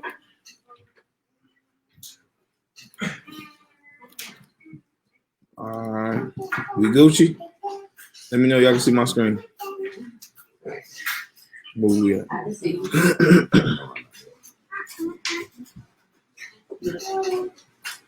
All right, cool. You back up? You gotta pull it back up? Yeah, I'm good. All right, so We left off at the ill treatment of women, children, and elders. Systematic ill treatment. oh yeah, go ahead. All right. They represent a complete set of devices that prevent the inherent conflicts between various age groups or the systematic ill treatment of women, children, or elders. These problems are commonplace in Western cultures, but they are virtually unknown in indigenous African Y'all cultures. see that? So the ill treatments of women, children, and elders, not even existing in Easternized cultures. In Easternized culture, you know why? Because again, the family was the police, the family was the doctors, the family was the teachers. Anything that's a needed source in the community, the families came together and did it. We weren't sending our children off to no beast. We weren't sending our children off to no one who don't look like us. Because that's all they doing for real. They're coming from a Eurocentric standpoint and a Eurocentric genetic study. They're not coming from a melanin study. They're not coming from an African-centric study. They're coming from their own viewpoint. His story. They only tell their part of history. They don't tell us our part of history. So that's why we have to go out and seek it. We have to go find it. Job 8:8. Remember the former days. Seek out the ancient paths. Because this is what's going to save you. Not this system. Not just calling on Yah. Yeah, you have to put in work to find Yah. And you're going to find Yah by way of your ancestors. You understand that? How you going to understand faith if you didn't know Abraham? Huh? How you going to understand how to take care of your family if you didn't know Yaakov? How you going to truly learn how to love Yah with a whole heart and mind if you didn't know Dawid? How you going to know not to follow strange gods if you didn't have Israel or Solomon? So you need your history to tell you where you're going and what not to do. And this is the part they're not telling you. This is your inheritance, brothers, to understand this information and teach your children. The only reason you know Dawid and Solomon's name is because his children told you about it. His children told you about it. His children wrote these scriptures. His children wrote these manuscripts and passed them along through Africa. You wouldn't know our ancestors without his children passing on their legacy and name. So this should bring a bigger purpose on why men need to teach their families and put more emphasis on making sure their families understand them and their purpose. Because even if you got a purpose, you ain't got no family, you ain't got no purpose. Because your family helps push that purpose, helps develop that purpose. This is your inheritance. Let's keep going. These African cultures were not perfect, as all human societies have problems, but they do provide a valuable example in the modern world of how to solve social conflicts and contradictions and give individual the societal support to discover and fulfill their life mission and unique contribution. So now it just pretty much goes through the different characteristics of the rites of passage or the rites of birth, the rites of adulthood, the rites of marriage. Matter of fact, let's go through at least one sentence on each one. So we'll start with the rites of birth. I think this is a major key because your birth signifies your future. Y'all know that Israel and really Africa, period, is a theophoric type of people. Y'all know what theophoric means? Theophoric is a people or culture who takes on the name of their God. So you got my name, MIKA'EL, which means who is like Elohim, right? Or you got Yisrael, or you got Yasha'Allah, or you got Yasharal, which means the upright of Elohim. You understand that? So your name gives you your purpose and function. This is what Adam was doing, which men have to also understand too. It was the wife, it was the husband or the father who named his daughter or wife. You naming your wife gives her her function. You don't just name her because it sounds beautiful. No, you giving her the name because it represents her function. You understand? Adam, when he was going through the garden, He was naming animals after their function and purpose. And men, you're supposed to have that same mentality and power when it comes to your family, when you naming your sons, when you naming your daughters, when you naming your wife. You're giving them their function. It's not to sound good or because the Most High told us to take back Hebrew names. What he was saying when he said take back your name is take back your function. Take back your purpose. You understand? So just even be wise in that. You establish your kingdom and functions in it. There ain't no function in Bobby. What does that mean? But there's a function in the Daya. There's a function in Kenya. There's a function in Havana. There's a function in Yaquo. Right? Attention, your battery is running low. Please plug in the power adapter there's now. Functions. Kanakya, Halal, Amina. There's functions in your name. If you're not living up to the function, and goes back to the top, one of the top commandments, then you're taking the name of Yah in vain. And you're taking your husband's name in vain. So keep going. The rite of birth is the first of the major African initiation rites, and it involves initiating the infant into the world through a ritual and naming ceremony. And a what? Naming ceremony. This is definitely something we took on, having a naming ceremony. Why? Because it was a celebration. We were putting a function in this child's name. Do we do that today? No, we do something called some damn baby showers, which is really not more. It was more for the woman than the child. She wants to do it just to feel good. The whole purpose of the shower or the celebration is to bring forth gifts for that child. Same thing we going to Hamashiach. It was a sign given to heaven that the king was here. Right? So this is a function that we have. We don't take these serious no more. We'll do the baby shower. Once the baby get here, you don't see nobody around no more. I thought it was about the baby. I thought it was about the baby, right? Come on. Nearly all African cultures hold that the infant has come from the spiritual world, with important information from that world. Right. And so meaning they already came with a direct message. We can go to Jeremiah 1:5 to identify that. I knew you from the womb. Right? We see this in the Bible, right? So we see scriptures here, right? So we understand that the baby came with a function and purpose on this world. It's up to the community to make sure that purpose manifests in this world. Come on. And is bringing unique talents and gifts to offer to the community. Come on. The infant, in fact, is believed to have been commissioned to come to the world and accomplish a particular mission or project, and often has a great message to deliver. Okay, now let's go to adulthood.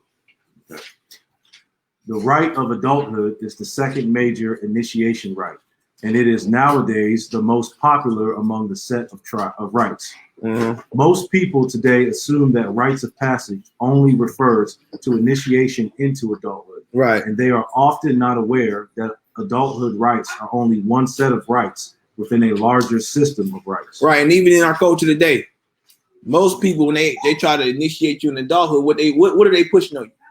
Liquor, alcohol. Yeah. You ain't a man, son, until you had sex.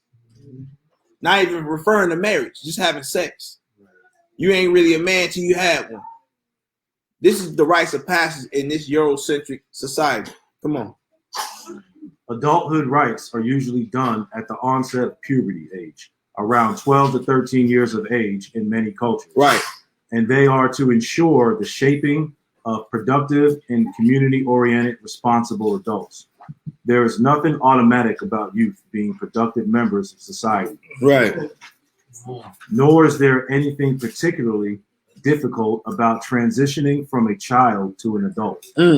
This transition to adulthood is exceedingly difficult in Western societies because there are no systems of adulthood rites to systematically guide and direct the young person through this important stage in his or her life cycle. Because most of the parents in our community leave their child to fit in the water. There's no Jewish people did it for their children, but they borrowed it from Right. Yeah, they borrowed it from us. Everything they do, they borrowed it from us. Right. And like you said, at the age 12, you're really supposed to, that's the acknowledgement. I think they call it a bar mitzvah. A bar mitzvah. That's when the young men can be acknowledged among their adult kids. Mm-hmm. They make them read the Torah. Yep. They make him read the Torah. All right, so hop down to rights of marriage. All right, rite of marriage. The rite of marriage is the third major initiation rite, and it represents not only the joining of two families. And that's the major thing. The difference between African societies when it comes to marriage and Eurocentric society is Eurocentric society do it for self. They don't look at it as two families joining together. And it's economical build. They're constantly split. Yeah. They divide to subtract. Yeah. Or will divide to multiply. Yeah, exactly. Exactly. Go further, Eurocentric marriage stops at the parents.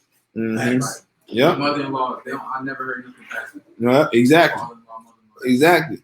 So that's their way of looking at marriage. It's selfish. Everything is selfish. Every last thing is my husband. It's my wife. And look what happened when we take on that culture. We literally separate from our extended families. Mm-hmm. The wife can't get along with the stepmother, the mother-in-law. Yeah. And that's a part of the curses. Mm-hmm. She got spoken at. Yeah. You know what I mean? So we would actually begin to divide with that culture. Yeah. And believe it or not, in African cultures, when it came to that, the mother of that king or that man, she would be called Queen Mother. She would actually have more rights and access than the wife, because the wife had to actually still prove herself. So that's why I'm gonna act like that. Jamaican, man. You know what I'm saying? But that's still part of the culture. You know, you got Queen Mother. One white, you know, she's the one got the eyes and tell you, hey, listen, I don't know about this for you. You know what I'm saying? I don't know. But we lose sight of that, because how many men bring their wives or a woman to their mother before they lay with them? You see what I'm saying? So you losing all this great wisdom because you're selfish. Yeah, husband, mom, his parents. Yeah, they don't. We don't have an examination process no more. Right. I go back to Proverbs 30. Some people do it. Some people do it, but there's no true examination process no more. Come on. All right, I'm gonna start over from the beginning. Mm-hmm. The rite of marriage is the third major initiation rite, and it represents not only the joining of two families, but also the joining of two missions of the new couple.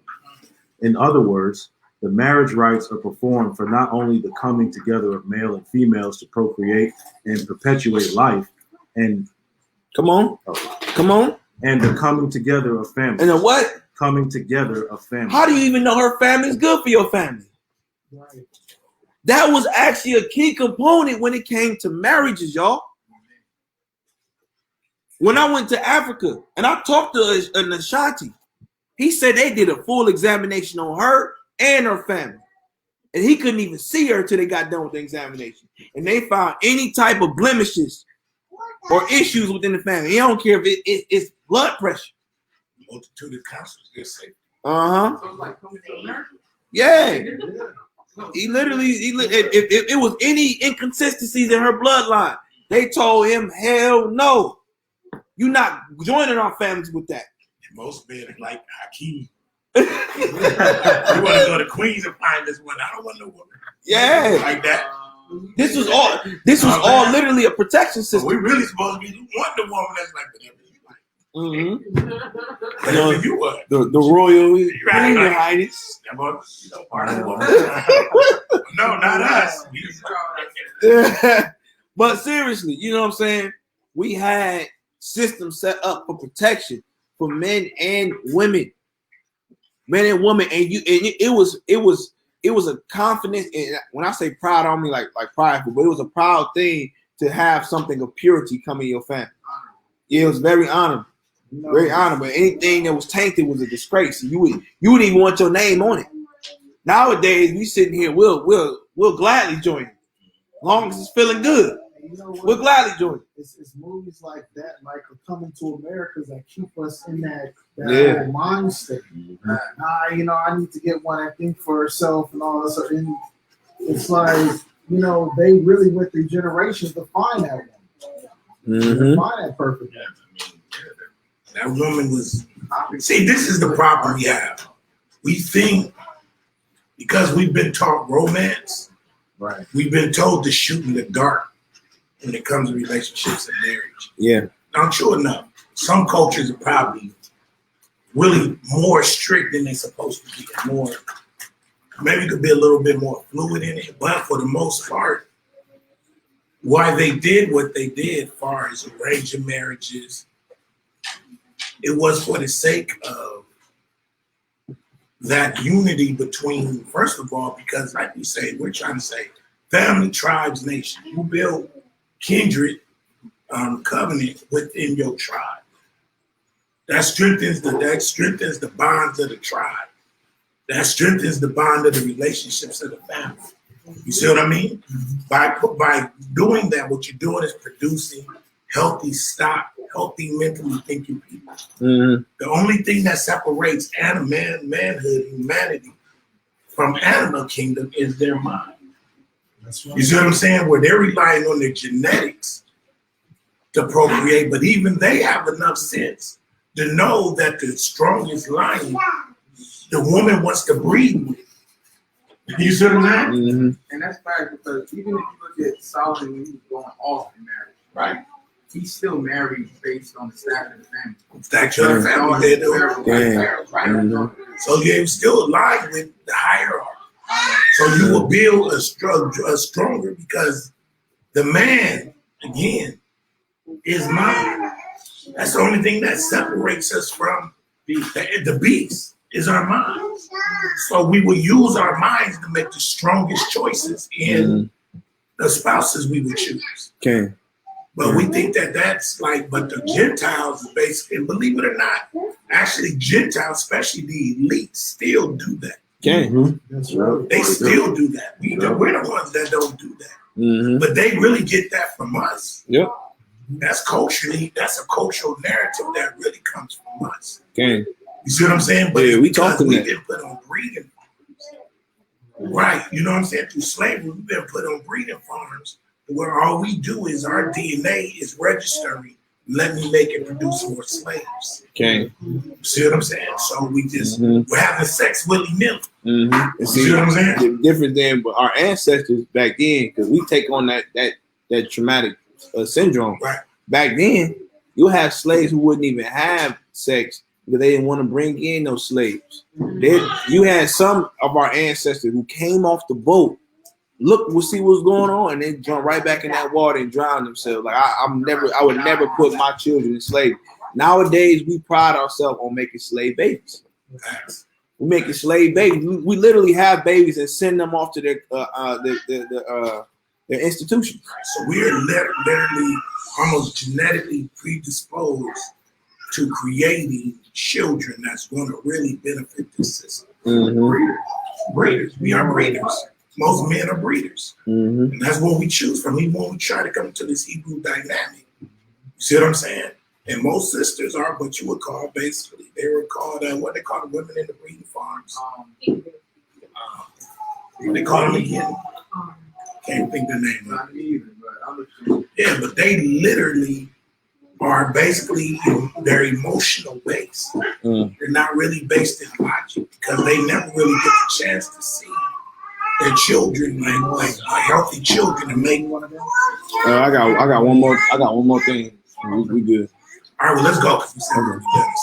All right, so we're gonna read the rights of marriage, rights of eldership. Now I want to read through Sirach 44 and we done. Come on. Well, I just start back at the top. No, you started unfortunately.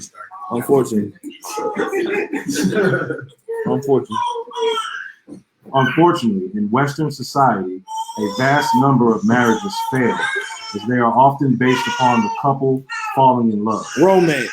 Most marriages in the Black community is based upon romance. Romance is a selfish type of love. It's selfish. Yeah, Romans. Romans is selfish people. They're self-imposed type of people. Mine, never wanting to share. That's a Roman. That's romance. Roman Greco understanding. Come on. and thereby entering the relationship in an unbalanced state. In a what? Unbalanced state. Because you want mine. Come on. Individual often fall in love quick. And they what? And fall out of love just as quickly. Oh, we. So you came there for the feeling left, and you was gone. Come on. As soon as they recover from the emotional love at first sight syndrome, African society, on the other hand, does not emphasize individual looks and lust as the primary motivation for marriage. Exactly. So it don't matter what she look like. You know, let's be honest. Most of us today, she got even with the morals, we understand she got to look a certain way. We don't care how much she can build a house or, plant a vineyard. If she look a certain way, we don't want her.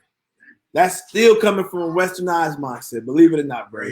Most women of Israel. Yeah, most women in Israel is beautiful. So, it come in all different shapes and forms of beauty. Yeah. They come in all different shapes, forms of beauty, but they all the same. Come on. But what we really fall for, we fall for, because an easy woman is not a challenge. It never challenges your manhood. Yeah. You see what I mean? Mm-hmm. So what we're really looking for is a woman that's easy prey. Okay. And unfortunately, most Israelite women, even the most beautifulest of them, have been depreciated. Their value has been so depreciated that they don't necessarily, or they really rooted is in their looks. Mm-hmm. They don't see their internal value. Okay. See. Okay. Keep going out. All right. African society, on the other hand, does not emphasize individual looks and lust as the primary motivation for marriage, but rather the basic focus is on the building families. Building what? Families. Building what? Families. Come on. And communities. And communities. This is the purpose of coming together as families, no matter what that looks like. Whether that's monogamous, whether that's polygynous, the whole purpose of it is to build families. Does that mean every man's supposed to do it? No. But it is purpose for some men. Okay? Come on. The focus is on the collective more than the individual. Ooh, mine. It's not about you in a marriage. When we can get past that psychological understanding, our families will flourish. All of us, eventually one day, should be laying on our bed. A good death is laying on your bed with all your children surrounding you. Gang. And you're sending them their last words. Mm-hmm. Blessing them. That's an ideal Hebrew death. Like the 12 patriarchs. If you read the 12 patriarchs, when they was about to die, they had all their family come sit at their bed. Now, of course, some of them, when you read, they was sorrowful like Reuben because of what he did in his life. But you got some people like Yosef. I'm about to die a glorious death. It is what it is. Now that's every matriarch of patriarchy and every patriarch. The wife should be one to have a reputation that I honored your father. Your father was a good man. More than likely, the man is going to go before you. In most instances. But the man and the woman should have developed a cohesion where when those children, when that woman goes, she's sending off the last rites of that man. She's assured. She secured his home and said, okay, your father's gone, but now she becomes the matriarch and her children surrounds her and protects her the way the father would, right? Okay. But then when the mother goes, it should all be all your children and children's children. Mm-hmm. It should be surrounded. There's no way you should die a lonely old bitter woman. You know what I mean? Right, with cats. With cats. Yeah. There's no way in the world. That's a lonely death. I don't know how many women I heard that I'm gonna just die alone with 10 cats in my house. Facts. Facts. So let's hop down to the last portion of this article. Then we're gonna end it with Sirach 44. So now that we went through the rights of childhood or the rights of birth. We went childhood. You go through adulthood. Then you got marriage, and now we're gonna go through the final phase of a full life. Come on, eldership. Yep. The right of eldership is the fourth major initiation rite, and is an important component of the initiation system. It's a very important component. It sets the standard for the rest of your life. Come on. Because it is the elders who represent tradition. Represent what? Tradition. So you should be able to sit at the feet of your elders, and they should be able to teach you by oral tradition about your forefathers and how they served his fathers, so now you can serve him. Come on. And the wisdom of the past. In African culture, there is a fundamental distinction that has to be made between the elder and older person. So right, just because a man is of a certain age does not make him an elder. Now he gets the high praise and respect of an elder, but to have the functional title Zakane of an elder, that comes by way of leadership and your experience through life. Come on. An older person has simply lived a longer life than most of the people, but is not considered one who deserves high praise and respect. This is because the older person's life has not been a positive example for the community. An older person could be a thief or drunkard, an evil person, or could be someone who never married, had children. And that's important. And that's a very important factor, because the nucleus of that elder is his family. That's why when you go into Deuteronomy, right? These were renowned men who already had established families. These were aged men who had established families. So you'll know a man, again, by his family. If he ain't got no wife, he ain't got no children, what can he really teach you when your very establishment is your family? Come on. And thus these examples would certainly prevent a person from being considered a respected elder. Now let's see what an elder is. Come on. An elder, on the other hand, is someone who is given the highest status in African culture. Right. Because he or she has lived a life of purpose. Life of what? Purpose. Life of what? Purpose. Come on. And there is nothing more respected than living a purposeful life. And that's Abraham. He lived a full life of purpose. Come on. The life of an elder is centered in the best tradition of the community. Woo-wee. And is someone who has gone through all of the previous three rites. And is a living model for the other groups in the society to emulate. So now we have a model. We have a rites of passage and stages that you must go through to complete the passage. The rites of passage, believe it or not, is your whole entire life. It's just different phases of the passage. But the end game of that passage is eldership. Come on. An elder is given the highest status, and along with new infants, because these two groups represent the closest links to the wisdom of the spirit world. Hallelujah. Hallelujah. And so now we have, this is what a man should strive for in his life. If he's not willing to go through these phases and passages in his life, he is not a Hebrew man at all. He is not a Hebrew man at all. So let's finish it off by giving praises to the famous or elders of our time or past time. So let's go to Ecclesiasticus chapter 44. Ecclesiasticus chapter 44. We're gonna read the whole thing. We're gonna read the whole thing. Watch how eloquent this sounds. Let's get it. This is the book of Ecclesiasticus, chapter 44, starting at verse 1. Let us now praise famous men and our fathers that begot us. Jehovah hath wrought great glory by them through his great power from the beginning.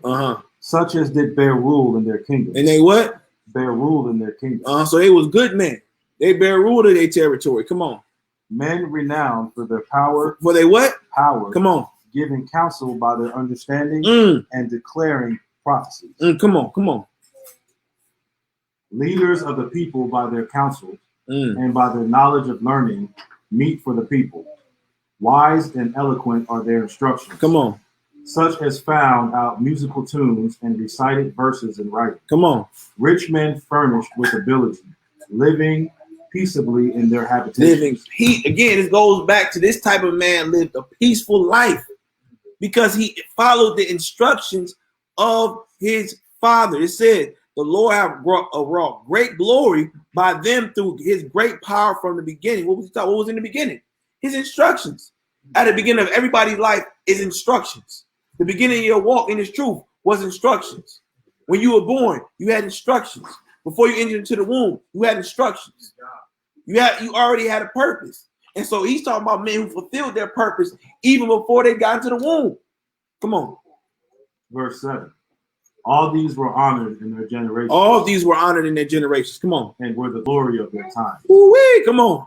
There be of them that have left a name behind them, that their praises might be reported. That their what? Praises might be reported. Come on. And some there be which have no memorial, Ooh. who are perished as though they had never been. These are older men. Come on. And are become as though they were had never born. Been born. Come on. And their children after them. So your children are wiped away. And this was about to happen to Saul. This was exactly what was about to happen to Saul. He's about to be wiped away. If it was not for the covenant David made with Jonathan, Saul's lineage would have been wiped away. Wiped away. And so you see these men, this is why you have to live a life of pursuing your purpose. Because at the end of it, you got to be able to give praise to Yah that you made it peacefully. Men, if you're not pursuing this, you're not pursuing a true inheritance for your children. If you're not establishing this on earth, you cannot call yourself a Hebrew man. You cannot say you're a descendant of Jacob. You cannot say you're a descendant of Isaac or Abraham. You cannot say you are the image and likeness of God because you're not walking in function of purpose. This is the goal, man. If you're not doing this, what are you doing? You just want to be part of something, not realizing you are the something. Come on. Verse 10. Come on. But these were merciful men. These are what? Merciful men. Come on. Whose righteousness had not been forgotten. Ooh. This sounds beautiful, don't it? This sounds so beautiful. I need this. Come on. With their seed shall continually remain a good inheritance. Oh, what? Did it say land? Did it say house? It said through what? Their seed shall continue and remain a good inheritance. Come on.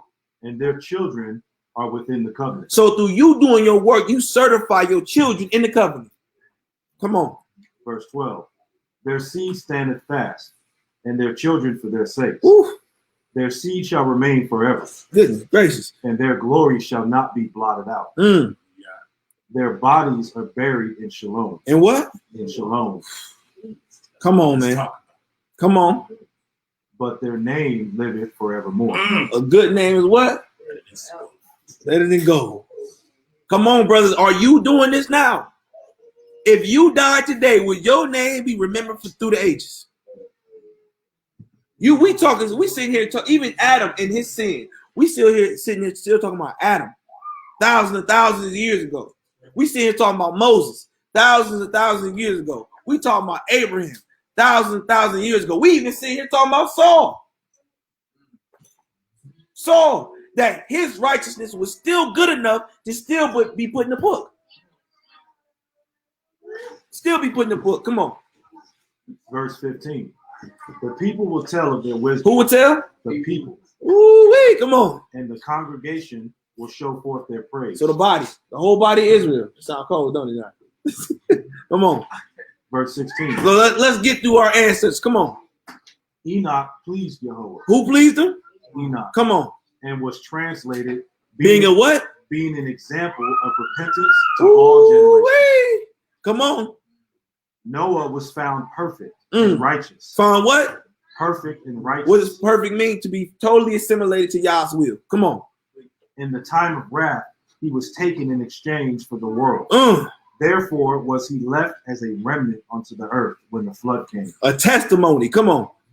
An everlasting covenant was made with him, that all flesh should perish no more by the flood. Can you really believe that not only when you look at the rainbow, you not only reminded of Yah, but you reminded of Noah? You reminded of Noah. All praises to Noah for your obedience. Because without you, we wouldn't be here. Come on. Verse 19.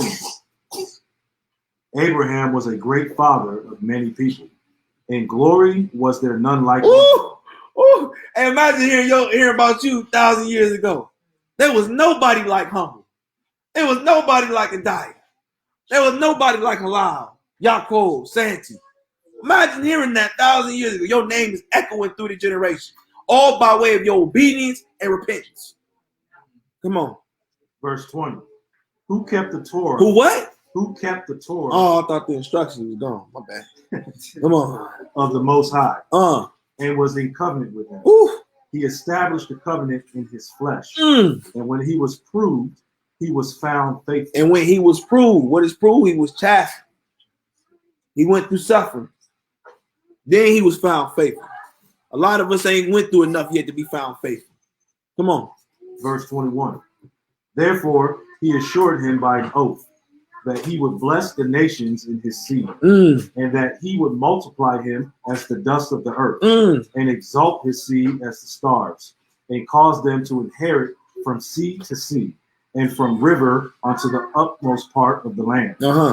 With Yishkak did he establish likewise for Abraham his father's sake. For whose sake? For his father's sake. Come on. The blessings of all men and the covenant, and made rest upon the head of Yaakov. He made rest upon who? The head of Yaakov. Come on, man. He acknowledged him in his blessings and gave him an heritage, and divided his portion among what? Among the 12 tribes did he part them. These great men established all of our houses today. And we got better houses coming by way of Yehoshua HaMashiach.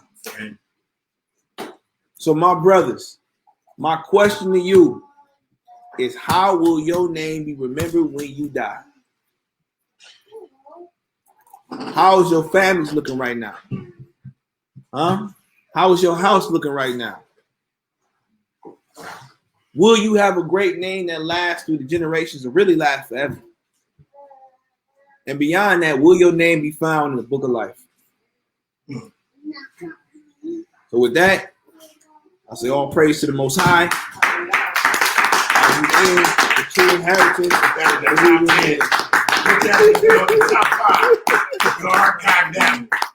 So, we got any questions? I know that was a lot of heat in this little time. So we got any questions? You know, brothers, let's get some comment. I know this it was more focused on the brothers, but even for the sisters who got men or even got daughters, now you got something to look at as an example of what you need to help establish for your children. Because women, you play a huge part in helping your man establish his inheritance. 50% part of it. Yeah. Big part. The backbone. So go ahead, sis. Yeah. Oh, I just wanted to say that this was basically confirmation of what the Most High put in my spirit to where, but I was speaking to the women.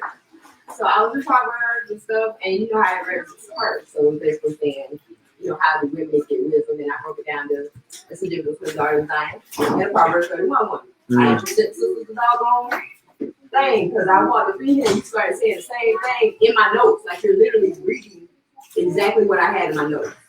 So I just praise the Most High for oneness. And all of us being on one accord. Hallelujah. All praise. All praise. Hallelujah. Anybody else? Got something. Definitely just shows like there's a purpose to everything when it comes to being. We grow up in society like we don't really have a sense of purpose. A lot of us growing up. So maybe we've seen in our life don't have a sense of purpose, but everything we do being in this truth is this purpose behind the wife you choose. It determines children, it determines your inheritance, what you leave behind. It determines everything. So it's has to be purpose in every decision you make. So it's just a more sober reality, like as to how critical it is to make sound decisions. And also, I like how you that article you read, it points out a social infrastructure that we should seek to build as a people. We should seek to restore some type of social infrastructure so we have rights of passage again and reestablish what that looks like when we break. And one of the key things, if I can really hit on that, to have a rights of passage, believe it or not, you must have territory. I'm about to say that. Oh, well, my bad. Go ahead. I'm sorry. I was just about to say that. No, you do it so eloquently. I'm not really say nothing today. You've been running. I'm just on this time. I'm like proud pop over here. You know what I'm saying? Hallelujah. And he referenced his father. Hallelujah. There we go. Boys coming all around like a pussy. There we go. Hallelujah. Anybody else? You got that? I feel like everything you spoke on is what the Most High requires of us before we put it in our land. Yeah. So Okay. it's a territory. I think our territory is the same. Okay. We got to establish the territory in our heart first. I'll say this. Children. Shema. I hope you guys really understand what we're doing here. I mean, we're laying a lot of groundwork, right? We're doing a lot of tilling and digging, and that's why we're here so long on Shabbat. We're doing the battle. Remember we did a lesson, the battle for the hearts and minds? Mm-hmm. We're literally fighting for our right minds back. Like coming here every Shabbat, doing these lessons, doing those things, because I have no doubt the territory is going to come. The land is there, but Yah is having us work at this right here, right now, doing these long hours, because even I get tired. And I know we all get tired. But praise Yah for those of us when it's time for us to stand up, and it's our time to give the lesson. Yah endows us with the strength to do these lessons. Okay. Because one reason our fathers did not, when they went into the promised land, they took Kemet with them. Yeah. Mm-hmm. Okay? Okay. And that's why there was always this desire to go back to Kemet. Mm-hmm. Well, Yah is literally, he's turning, or what you would call, he is breaking up the fallow ground of our minds, of the women and the children and the men. All of us are going through this process of standing under the word, going under the hard process of feeling exposed, feeling like you really don't have your own business, feeling like you don't have your own time, feeling like you're losing all of your time. But it's all a process. And I guarantee whatever you go through the week is relevant to what you're going to need from the Shabbat, where you're going to go to, and where you just came from. It's going to serve as confirmation. I'm telling you, I go through the same experiences of not wanting to be so long and not wanting to, because we are all going through this process of doing the hard work of getting our minds renewed on how we perceive family, how we perceive ourselves as men, our own individual responsibilities as the man and the women. We've all been given challenges, right? Mm-hmm. And so it's hard. I get it. And so, but I guarantee what we're doing is that we're I hope you guys let this lesson really resonate with you. Because it's a very groundbreaking. When I say groundbreaking, I'm talking about those clods, those rocky areas, that stony.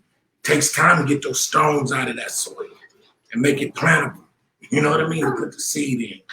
And so when you get the message was very good, and what I hope any of you get out of this, when you really listen to it, it has absolutely really nothing to do with you personally. None of this is here for none of this is for any personal gain. This is about passing the baton to your children and to your children's children. Every one of your talents that you got, Yah gives to you. I don't care if you're a musician, humble. I don't care if you're a teacher, Morag, Yaakov. I don't care whether you're a trainer. I don't care whatever it is. Sam, to you being an industrialist, whatever it is. Those are means and ways in which you can take care of your family while you are literally able not only to create an environment for your sons and your daughters, but you can create and cultivate the minds of the next generation. This has got to become sacrificial to you. You've got to have a sacrificial element in your life, and you have to be able to check everything you're doing against that.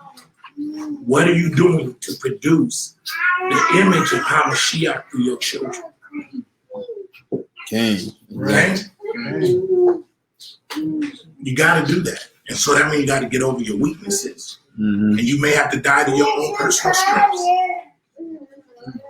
It's being real. It's sacrificial. Okay? This is kind of like a self-examination for, you know, each and every one of us in here to kind of like just look at our own family history and look where we came from. You know, look at the structure of our family and praise Yah that now we're understanding what function actually looks like. Because I can look down my personal, just going through these lessons, just looking at my personal family history and just seeing how dysfunctional everything is. And it's hard to see that when you're raised in it. And then, you know, when we come here and get these lessons and basically put everything together, it causes you to examine yourself and say, okay, so I need to get rid of this. I need to stop looking at, you know, and as far as being a man, I need to stop looking at women like this. And for the women, it's like, I need to stop looking at men like this. And, you know, am I feeding my own selfish desires? Or is she in my life because she makes me feel good? Or like, where's the functionality of this? Because, you know, like the elder said, this isn't about us. This is about our children. You know, I can honestly say, yeah, my biological father, he thought about himself. You know, and you know, many of us may have that story, some may not, but you know, this is what truly being functional is. And this is a blessing to learn what being functional is, because a lot of people are not getting it. Okay. Anybody else will close out? We're gonna do tribal meeting in about 15 minutes. No, let's give it half an hour. Give it half an hour. So 7 o'clock. We'll start 7 o'clock. Yeah, it's a rough day today. We're gonna have a tough conversation for some. For others, it won't be that tough. But it's gonna be the only challenge is going to be is if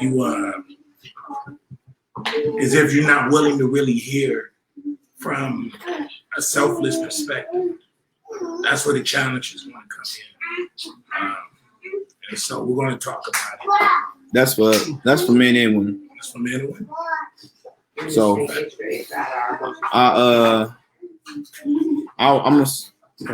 close out these real quick. So all right, family, Shabbat Shalom. Shabbat Shalom. Now we're up.